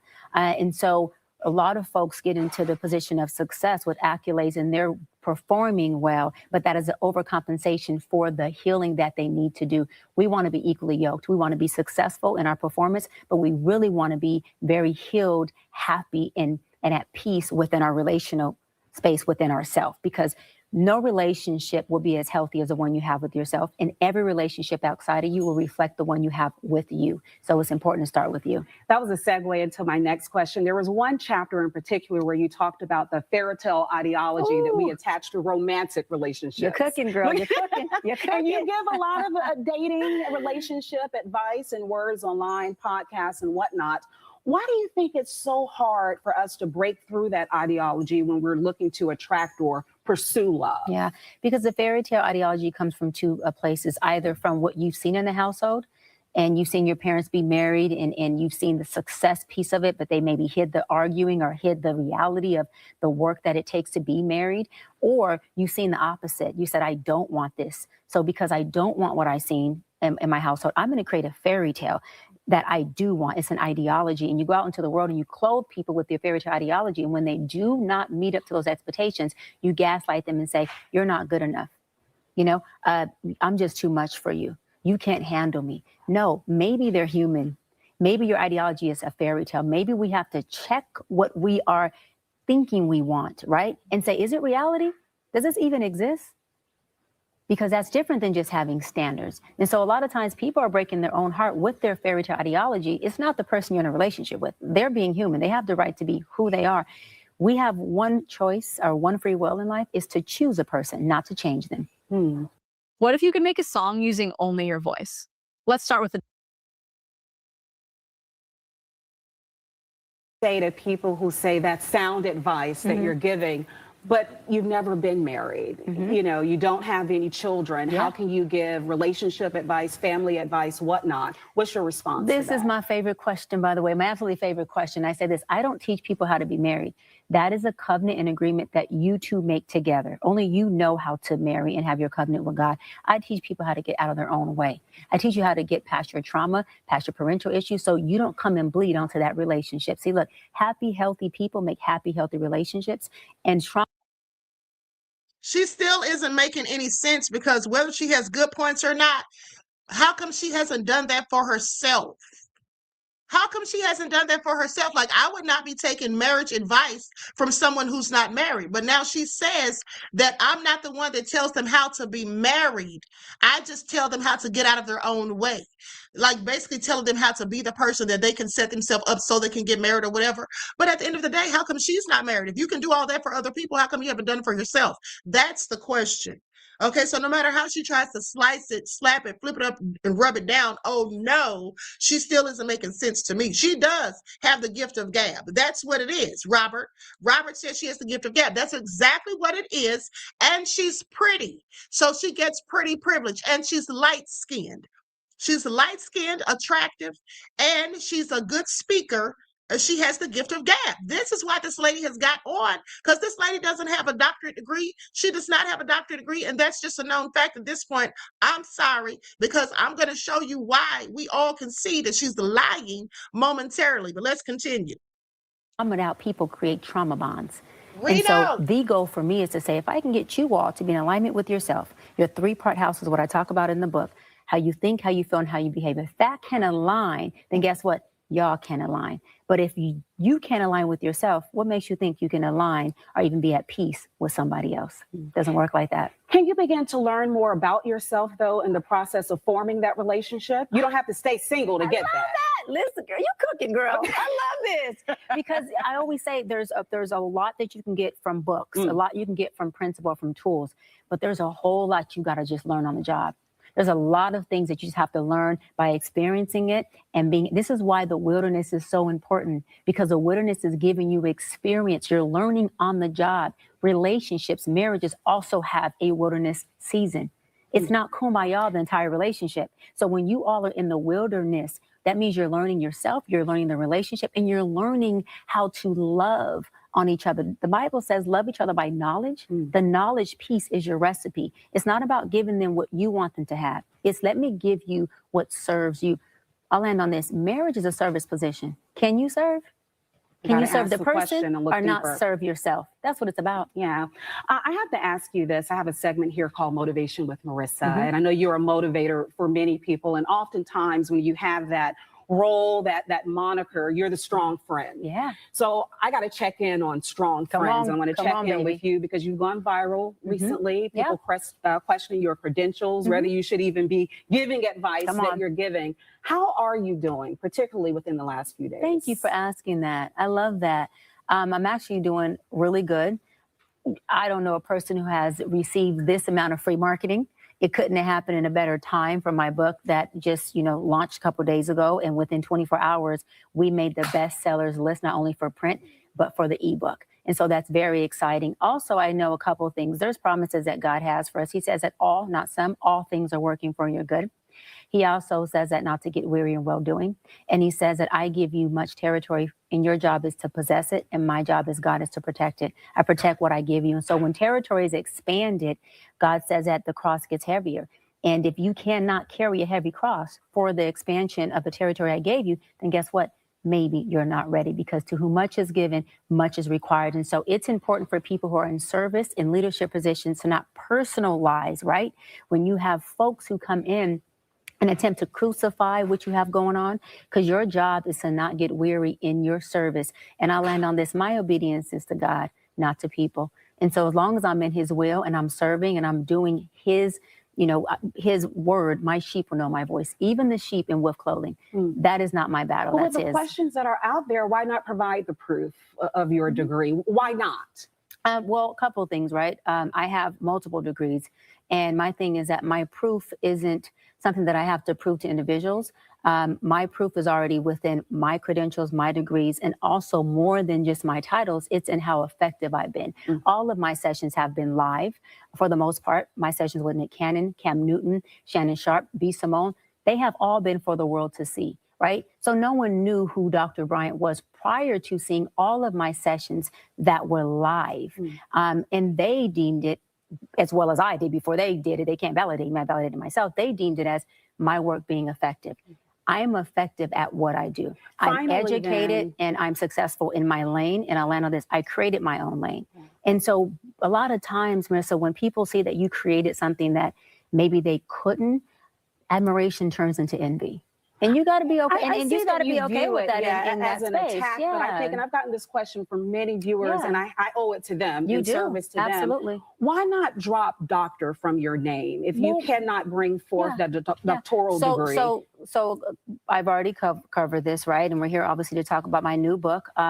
So I've earned the title. I have multiple degrees, and I'm not going to prove anything to anybody. And we're going to leave it just as that. Yeah. Dr. Cheyenne Bryant. Baby, Dr. Cheyenne Bryant. And that's where, and you're standing by that. Standing by it. Yeah, right. because I earned it. Absolutely. All right. Well, Yeah. thank you. No, thank you. I know thank you're you. going to hang around. And I want to thank you for topics. asking the hard questions. Well, I had appreciate to. You know, that. I'm a journalist with 2 degrees at the end of the How day. many? And so I had How 2. many? Come on, girl. Yes, Northwestern and Emory Come on, girl. University. So I There had to you make go. sure I display that as Yeah. well as a journalist. So I thank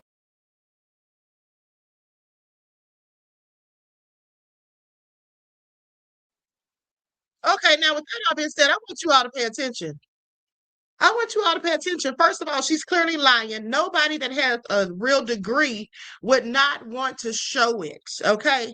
Nobody that has a real degree would not want to show it. But what I found most interesting, even more so than that interview, was when she was on the Breakfast Club. And I'm going to pull up some videos. I want you all to listen to what she said on the Breakfast Club. About your doctorate because people can't find your dissertation online. How are you responding to that in this new era of your life? I'm going to clear it up once on here. I'm not doing it again. And Listen, she said she's going to clear it up once on here, and I'm not doing it again. Now, pay attention, because the lady that she was just speaking with, that lady on Fox 5 definitely did not buy her story. That's why the lady threw her shade at the end and said, yeah, I'm a journalist. I have 2 degrees. Okay, and she really didn't want to give her a high five. If you see, it looked like she hesitated for a second before she gave it to her because she knew she was lying. But let's continue. I'm clearing it up for my doc squad, for my fan base, for my audience who deserve to hear me address it. For the folks who have already made up their mind to not like me or not understand me, listen, I don't give a fuck what your narrative is. I would like for you to recreate it, double down on it, and run that shit, because I don't give a fuck about it. Now, to my doc squad, my fan base, my folks, you know, my village, it's very simple. I went to a school, Argosy University, completed an entire program. Okay, hold on. I'm going to let her talk, but let me just say this. The way she just did that little intro with the cursing and how she don't give a F, okay, and you can run it and all that, that's because she knows she's lying. Okay, she's annoyed that people are still asking her about this, and she's tired of explaining herself because each time she explains herself, she has to lie. Now, here's what I want you all to pay attention to. When she's in this interview, listen very closely to what she says as to why she doesn't have the proof of her doctorate. But I want you to remember that this is the same lady, and I'll show the proof. This is the same lady who said that she had 6 degrees and 3 PhD. She said she had 3 PhDs. Now, I'm sorry. You have to go to school long as HE double hockey sticks to have 3 PhDs. You have to do a whole lot of work, okay? 1 dissertation, and you mean to tell me you did 3 dissertations? Because they're going to ask her about her transcripts or whatever, and she's going to start, I think they asked her about the dissertation, yes. And then she starts talking about transcripts. Transcripts doesn't have anything to do with the dissertation, but she didn't want to talk about that dissertation because she knows that if she really had one, even if the school closed down, she could still find it. She could still find her transcripts, any of that stuff, you can still find it. Okay, one of the colleges I went to has since closed. But at the end of the day, you can still get your information because all of that stuff is on a website called Parchment. Okay, Parchment is a company that holds all of that stuff, all of your transcripts or whatever. They have it all digitized, and also the dissertation that should be online too. You can literally find people's dissertations online. Okay, they usually put them on ProQuest, and they're about 200 to 300 pages long, 70 to possibly 70,000 to like 100,000 words. Okay, so she could even give you some of the information. Like, that's how you know this lady is flat out telling a whole lie. Okay, please pay attention, but let's continue. I went back online to get my official transcripts because I was applying to a law school many years ago to be a professor there. And I had to provide my transcripts, right, to get hired. And I went to contact the school and say, hey, I need my official transcripts. I need my entire thing. And there was no school. I was like, okay, I'm confused. I Google. It says this school has been shut down. I said, oh, well, they got to have records. I mean, they were accredited when I attended the school. They were accredited when I finished the program. I go and look, there is a third party that has the records. Why I contact the third party, that third party only holds records for 2 years. I was past my 2 years. So that means that I had no access to records. And then I contacted, financial aid. You can't make up financial aid. It shows that I paid for a doctoral program alongside my master's program and my undergrad program. And they said, we can fully refund you your money under one circumstance. We give you your money back. You don't get credit for not a class, a course, a program you took in this university, at this institute. So do you want us to refund you? Or do you want us not? I said no, because I didn't want to risk the chance of them saying, well, we're going to give you back your money, and it wipes out your entire program. Luckily, I had, I do this with all of the schools. I had downloaded from the actual student portal my transcripts at that time, and I was able to get just about all of my transcripts, including up to like dissertation. But everything else, there's just no holding take for any of our records, which I think is completely effed up. Just in they general. are going to kill you online this week. They're going to say she has no records. They just want to hate you regardless. No, that's fine. And it's not even that there's no records that I don't. The school had a third party that carried the records only for a limit of 2 years. So it's not me. It's any student that attended Argosy. But again, it doesn't, how can I say it? It doesn't affect me, because if I chose to go get a license as an LMFT, I have my master's in marriage and child therapist. I have my hours. I can just take that and say, hey, let me submit these for licensure, and I want to go sit for my exam, and all I have to do is study. I don't need a doctorate in counseling psychology to go get licensed as a therapist. That's what we're all missing. Down. You can't produce. Now, let's stop right there and talk about what she just said. Okay, first of all, Poetical Wind said she's pulling an Umar. Ha! No, she isn't, because Dr. Umar actually did graduate college and actually does have a degree. The issue with Dr. Umar was whether or not he had a license. Because you can go to college and complete your studies, but then you have to take a test to get your license. That's why she's talking about she doesn't need a license. But Dr. Umar, it was proven that he didn't have a license. I do believe that he absolutely has his degree. Okay. D Major says, shout out to the real doctor of receipts. Thank you, beloved. I appreciate you. Peace, love, and blessings. Okay, thank you for your contribution. Now, let's talk about what she just said. She said that the school that she went to, Argosy, was closed down. And it is. And she said that she was not able to get her transcripts because the third party that had them only kept them for 2 years. Okay, well, like I said, there's a company called Parchment where they keep these things, okay? And it's a whole lot longer than 2 years. I believe they keep them permanently. Okay, now with that all being said, what else did she say? And here's the thing right here. So I just looked up where to find your transcripts if you graduated from Argosy. How to find my transcripts if the college I went to was Argosy University and it's closed. Okay, so there's something that popped up. There's two different things that popped up. One of them says how to get official transcripts from closed universities. And then there's another one, and they say they can't find transcripts from Arkansas University. Or this is what somebody said. Hold on, let me click on this. Okay, it says unable to locate official transcripts from Arkansas University. I need my transcripts for PhD admittance for a program. Excuse me. So they tell her, hold on, let me see. This is like a law firm or something, it looks like. Hold on, beloveds.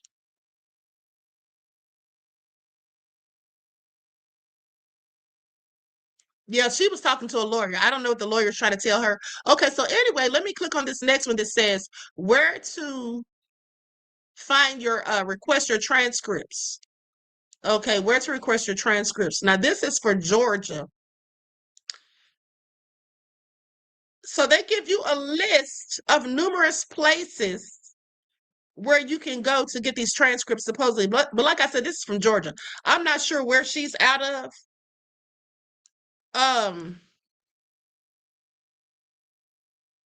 It says you can order Argosy transcripts by visiting argosy.edu/closed-school-information.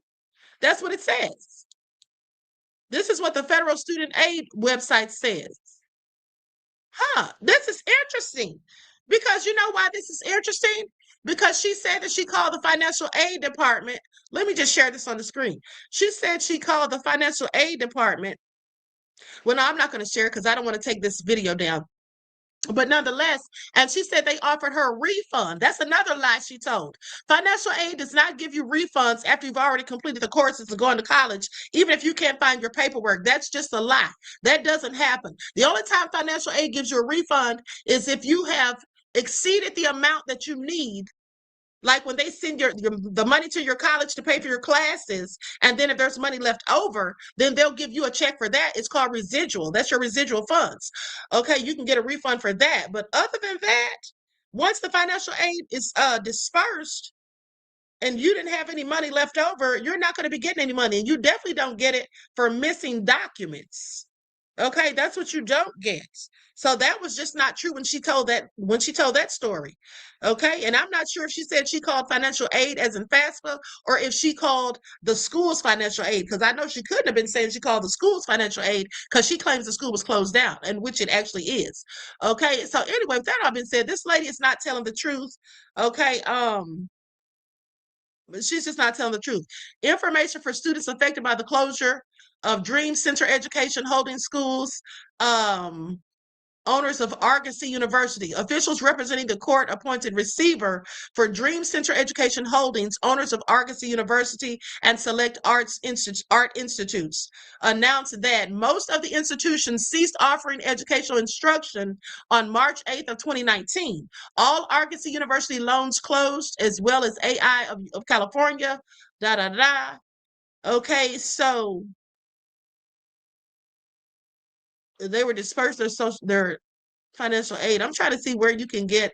Okay, so you need to, if you want to transfer your credits to another school or you need your transcripts, it says go to collegescorecard.ed.gov. That's what it says. Go to collegescorecard.ed.gov. So you can absolutely retrieve these things. So like I said, you can go to Parchment. 9 times out of 10, it will be on there. And as for her dissertation, she didn't even want to talk about that. She started talking about her transcripts. And that's because she knows, like I said, that the dissertation is, most of people's dissertations are online on ProQuest. Okay, that's where they have them published after they complete them. Okay, not all of them, but that's where many of them are. And here's the thing I will tell you all. When somebody does a dissertation, they're going to always have a copy of it. You're going to always have a copy of it. And you'll probably even have more than one copy. And when she's saying that she doesn't have to show her credentials, who doesn't want to show their credentials? Who doesn't want to prove it? If somebody's saying that you're lying, who doesn't want to prove that? Most people are glad to show you their degrees and all of that. Okay, but anyway, let's continue. And one more thing, let me just say, she claims that she has 3 PhDs. That's what I want you all to pay attention to. So even if she's saying she went to Argosy, did she go to Argosy for all 3 of those PhDs? For all 3 of those doctorates? Did she go there for all of them? She said she has 6 degrees in total and 3 doctorates. So which colleges did she go to? Did she only go to Argosy for all 3? And that's why she has no proof and receipts? Because when she was talking on the Breakfast Club, it sounded like she was only talking about 1 degree. Okay, it sounds like she was talking about 1 degree, but what about the other 2? Or did she, in fact, forget that she said she had 3 of them? Because you know, when people start telling lies, they get confused sometimes. But let's continue. No records of your doctoral degree. Can't nobody find your dissertation. You contact the school where you allegedly got this degree at, and they don't exist no more. But they farmed your records out to a third party. But the third party says that they only kept your records for 2 years, and you conveniently have passed that 2-year expiration date. But they can refund the money that you paid for the degree, but then that erases your records out the system. Now, church, please riddle me this, okay? How can you erase records out of a system that no longer exists because you done passed the 2-year expiration date? Girl, what the hell is you talking about? Now, for all of y'all that had lives and couldn't keep up, Dr. Cheyenne Bryant, or hell, Cheyenne Bryant was on the Breakfast Club trying to, address the speculation surrounding her doctoral degree. And in my mind, she made it worse. At this time, a quote comes to mind. In the eternal words of Harry Truman, if you can't convince them, confuse them. And that's exactly what she did, because she said a whole bunch of stuff but ain't said nothing at all when you peel the layers back. I read one of the comments that kind of made it click in my head though. One of the commenters said, Dr. Cheyenne Bryant is a doctor in the same way that Dr. Dre is a doctor. Click, I got it, okay? So this is a self-appointed person. Yes, she went to school for, marriage, family, and child therapy with no marriage and no child, by the way, okay? But she's combined that with social media prowess, and now she's peddling books, courses, seminars to y'all, okay? But the central message in all of this, church, is this. If you don't like what she's peddling, stop buying those books, stop taking those courses, stop attending those seminars, okay? These people only have power if you give it to them. Now, y'all drop down in the comments and let me know what you think about this situation. I ran into 6 degrees, 3 doctorates, a master's degree, a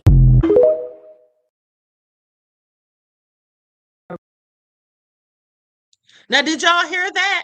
That's when she was on Club Shay Shay on an interview. Did you all hear what she said right there? She said, I ran into 6 degrees, 3 doctorates. Let me roll it back.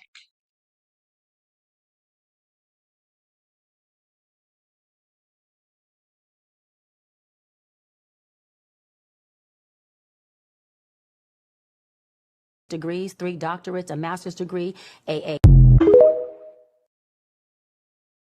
6 degrees, 3 doctorates, a master's degree. Okay. So she got her master's degree and 3 doctorates from Argosy? Of course she likely didn't. Okay, you got 6 degrees. You didn't get all 6 of them from the same college 9 times out of 10, lady. And so please sit down somewhere with the lies and the BS. I ran into 6 degrees, 3 doctorates, a master's. What has Cheyenne Bryant, Dr. Cheyenne Bryant, whatever, has done to y'all? Because I do not agree with the masses of black women that are gathering and unifying together to try and destroy, like there's like a witch hunt to burn this lady at the stake because she doesn't hold some sort of title that you have. She's too pretty and she's getting pretty privilege. I'm sorry, but this is all just giving hate and jealousy. That's all it's giving, because she's gained some sort of popularity and celebrity that you don't. I don't know if this was asked in good faith, but I'm going to answer it as. Hold on, before this lady says anything, let me just say. Now, with that all being said, You hear this lady, she said that it's giving haters and this and that, and y'all saying she has pretty privilege. Well, she does have pretty privilege. And that's actually a compliment, because when you say that, you're admitting that she's attractive. So the bottom line is nobody's hating on her. I mean, some people might be, clearly, but the bottom line is the fact that she's lying about her degrees, honey, nobody's hating on that. People are calling her out. And see, I want you all to pay attention, because this goes back to what I said the other day when I was talking about Tasha K and Cardi B. This goes back to that, how some Black people, specifically Black women have a real problem with this. They do not want to hold people that they are fond of accountable. This is what Black women specifically do. Some men do it too, but it's mostly women. She does not want to hold her accountable. So by the fact that she isn't upset about the lie, then she thinks that nobody should be upset. And if you are upset, that means you're a hater. That's the most ignorant stuff I ever heard. Let me tell you something why people are pissed off, specifically people who have degrees, because people who have real degrees know how hard it is to go to college, know how hard it is to maintain good grades and all of that, and to work your way up to the level to where you're eligible to get a PhD. Okay? People are proud of that. That is a huge accomplishment for anyone. And to have done all of that work, nights stand up late, crying sometimes, stressed out or whatever, okay? When you see someone else who's lying about it, and they're getting all this clout and they're making all this money, and you know that they're a whole fraud, well, you're going to be annoyed by that. It's just like when I was in school and I always made good grades. I always aced the tests and everything. I graduated with honors. But with that all being said, now, mind you, when you get a PhD, you don't get honors. You don't graduate with honors or anything like that, because to get a PhD, to get that degree itself is the honor. That's the honor. That's the highest level right there. So you don't get like, badges of honor like we did when we were in the master's and bachelor's programs. But so the thing is, that's the highest level of achievement. Now, she's not only saying that she got one doctorate, she's saying that she got 3. She said that she got 3. Now, anyone who's gone to college and especially gone to graduate school, you know how much work that takes. You know how hard it is. Okay, you know this. So to imagine someone saying they have 3, okay, and she doesn't look like she's that old, if you ask me. So at the end of the day, this lady is not being honest, and this lady is wrong for sitting there trying to imply that people are hating on her because people are calling her out. It's about holding people accountable. It's about exposing the frauds. And this lady had no business. Why doesn't she just call herself a life coach? Why doesn't she just do that? She has no business with the kind of work that she's doing to be doing it under false pretenses, in my opinion. Now, if she wasn't practicing, okay, and she was just calling herself a doctor like Dr. Dre or somebody, that's totally different. But let's continue. As if it were. So there are several things wrong with what Cheyenne Bryant is doing, and I'm going to break them down for you. First of all, it hurts the public if she's going out there claiming to be something that she's not. People see that doctor title, they hear she has a doctorate, she has a PhD, and they think, okay, this person knows what they're talking about. And we don't know if she knows what she's talking about because she doesn't have the credentials, apparently. And I mean, you can look at other cases where people have been sued or even put in jail. Real harm can be done to the public. So that is number one, the biggest issue with what she is doing. Second of all, it hurts the profession overall. There is now so much misinformation about doctoral programs and what is required for them, whether licensing is appropriate or not, what a life coach is. People are so confused, and when that confusion happens, it means that people are going to be less likely to seek out services. So it creates real harm when there's distrust amongst the mental health community, and that is the opposite of what we want. Here's the last thing, and this affects me personally. So I did not hear about this person. I didn't know who she was.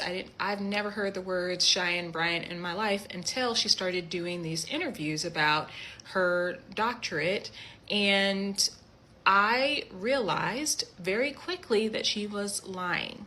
And if you don't know, 1 to 2% of Black women hold doctoral degrees. So that means that if you hold a doctoral degree and you are working or entering spaces with other people who have also gotten their doctoral degrees, it's very likely that you're the only Black woman. And entering these spaces and not seeing one another is really, really difficult. It is so hard for us to be seen and taken seriously. I can recall going on my first day. I was supposed to be doing an interview for television, and the person who was supposed to be giving me the interview said, "Oh, I thought you were an intern." And she said it like, I'm not embarrassed that I thought you were an intern. It was like, huh, you're a doctor, huh? And I don't know why that stuck with me. Now, first of all, I did check her, but that has stuck with me, and I've had multiple experiences like that over my career, but that's the one. And I think it's because she really didn't care that how insulting that was. And so when we have a Cheyenne Bryant out there who is going out there and representing supposedly other people who have PhDs or doctorate degrees, it hurts us all. It hurts.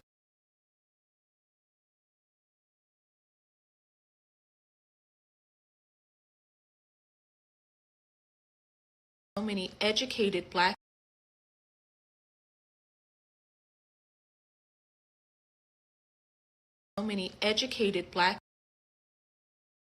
She's talking a bit long. I'm going to fast forward her to the next lady.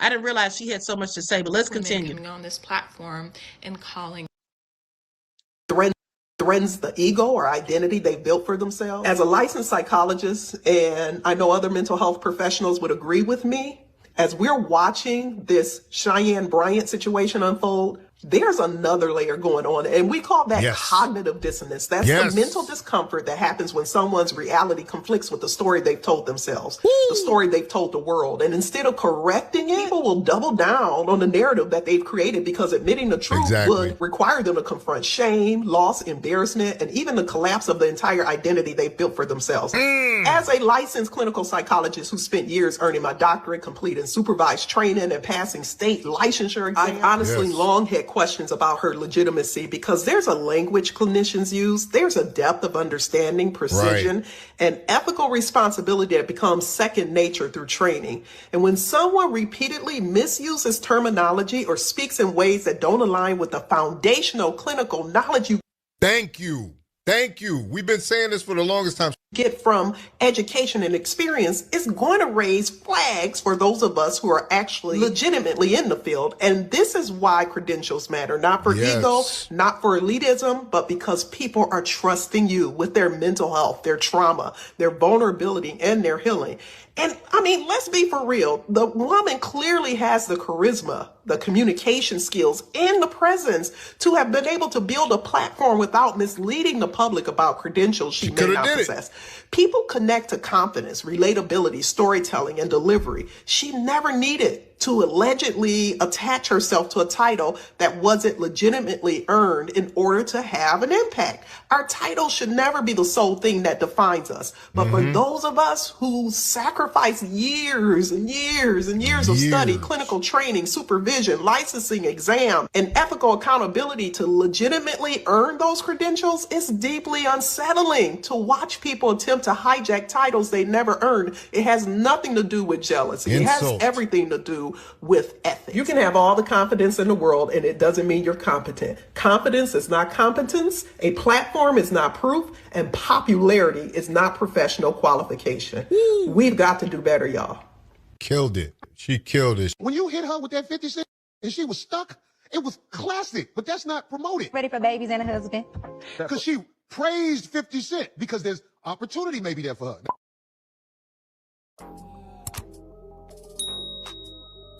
What's up, guys? It's your girl Riva, and I'm back again with another video.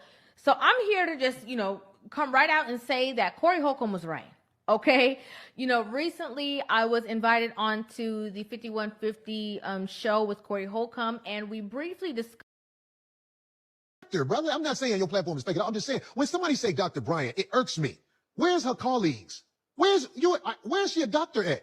But then there was a portion of the conversation in which he, was speaking to Cam and was like, hey, you spoke about all these things with Dr. Cheyenne Bryant, but were you not aware of the way in which she was evading questions about 50 Cent in you guys' actual interview?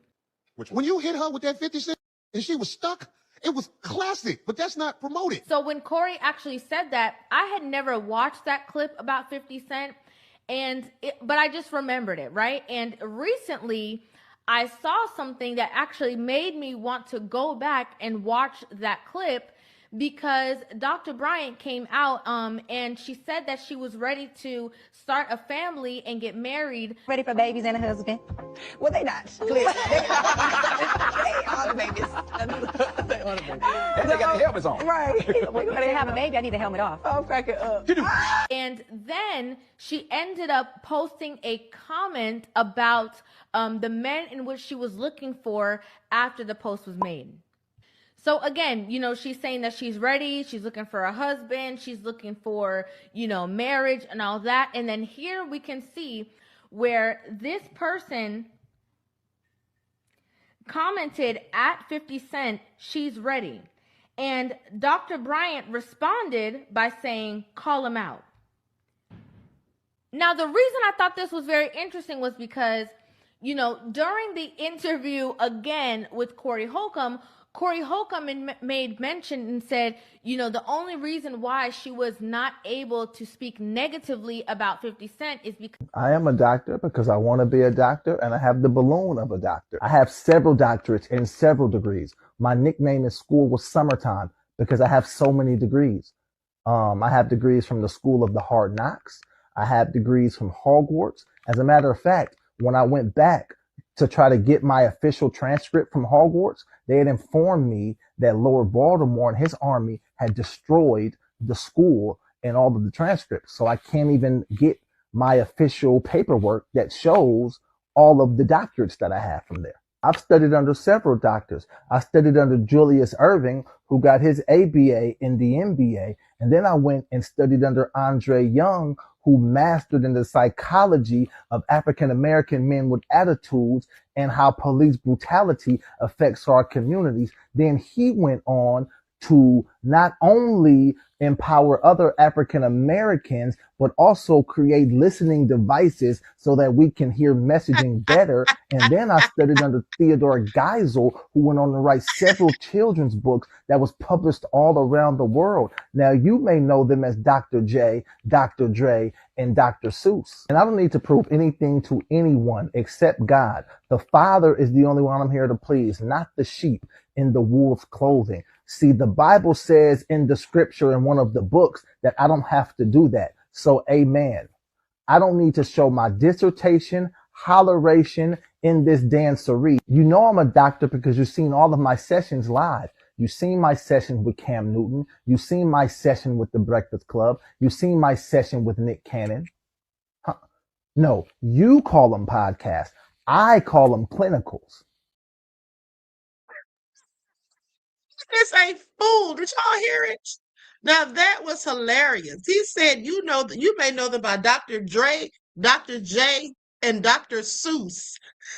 I am so done. Okay. But so anyway, bottom line is she's lying. Okay, because there's no excuse for why you wouldn't be able to find your transcripts. Okay, there is absolutely no excuse. Like I said, you can find them somewhere. Okay, if the school doesn't have a place for you to go, the college you graduated from, you can likely find them on parchment, but you can find them somewhere. It's no such thing, okay? It is no such thing as you would not be able to find them anywhere. And also, like I said, where is that dissertation? That's not on ProQuest. You don't have a copy of it that you could show us that you did? Like, girl, sit down somewhere, okay? Please pay attention.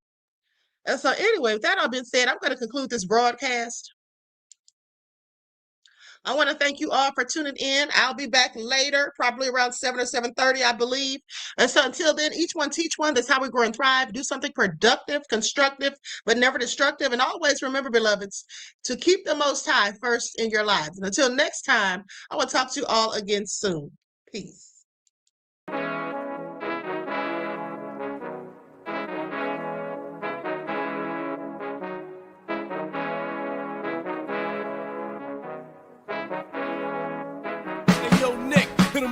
Gold all in my skin, God all in my blood, kings all in my circle. You touch one of mine and you're done. They show no love for the queen. Why you hating on me? Is it cause I'm free and I got Malcolm X in my jeans? I got dreams like King Luther, shed blood like Kunta. You ain't helping my people, I ain't got nothing to say to ya. I want all the smoke like hookah. Talking reparations, America won't be great until they give us compensation. I'm like, I'm the hottest right now. See a bunch of lames out here trying to jock on my style. They be doing too much. I'm the queen, it's too easy. It's like they all at Popeyes, how they be talking so greasy. I just sit back and laugh while these haters get madder. So nefarious how they don't want my pockets with cheddar. I tell them they can do better. These snakes in the grass can leave a bite on your ass, cause y'all be trusting too fast. I got my foot on the gas, other one on they necks. Dropping receipts on haters, you better show some respect. I'm never facing regrets, we only facing the threats. Running through every challenge like a relay, break no sweat. It's a cold game, so I got that blanket with me. Now that my people awaken, ain't no going to sleep. I do not play by my piece, this time I'm playing for keeps. You talking slick, but when I see you like them ends, we gon' meet. And I got gold all in my skin, God all in my blood, kings all in my circle. You touch one of mine and you done. They show no love for the queen. Why they hating on me? Is it cause I'm free and I got Malcolm X in my jeans and I got gold all in my skin, God all in my blood, kings all in my circle. You touch one of mine and you done. They show no love for the queen. Why they hating on me? Is it cause I'm free and I got Malcolm X in my jeans and I got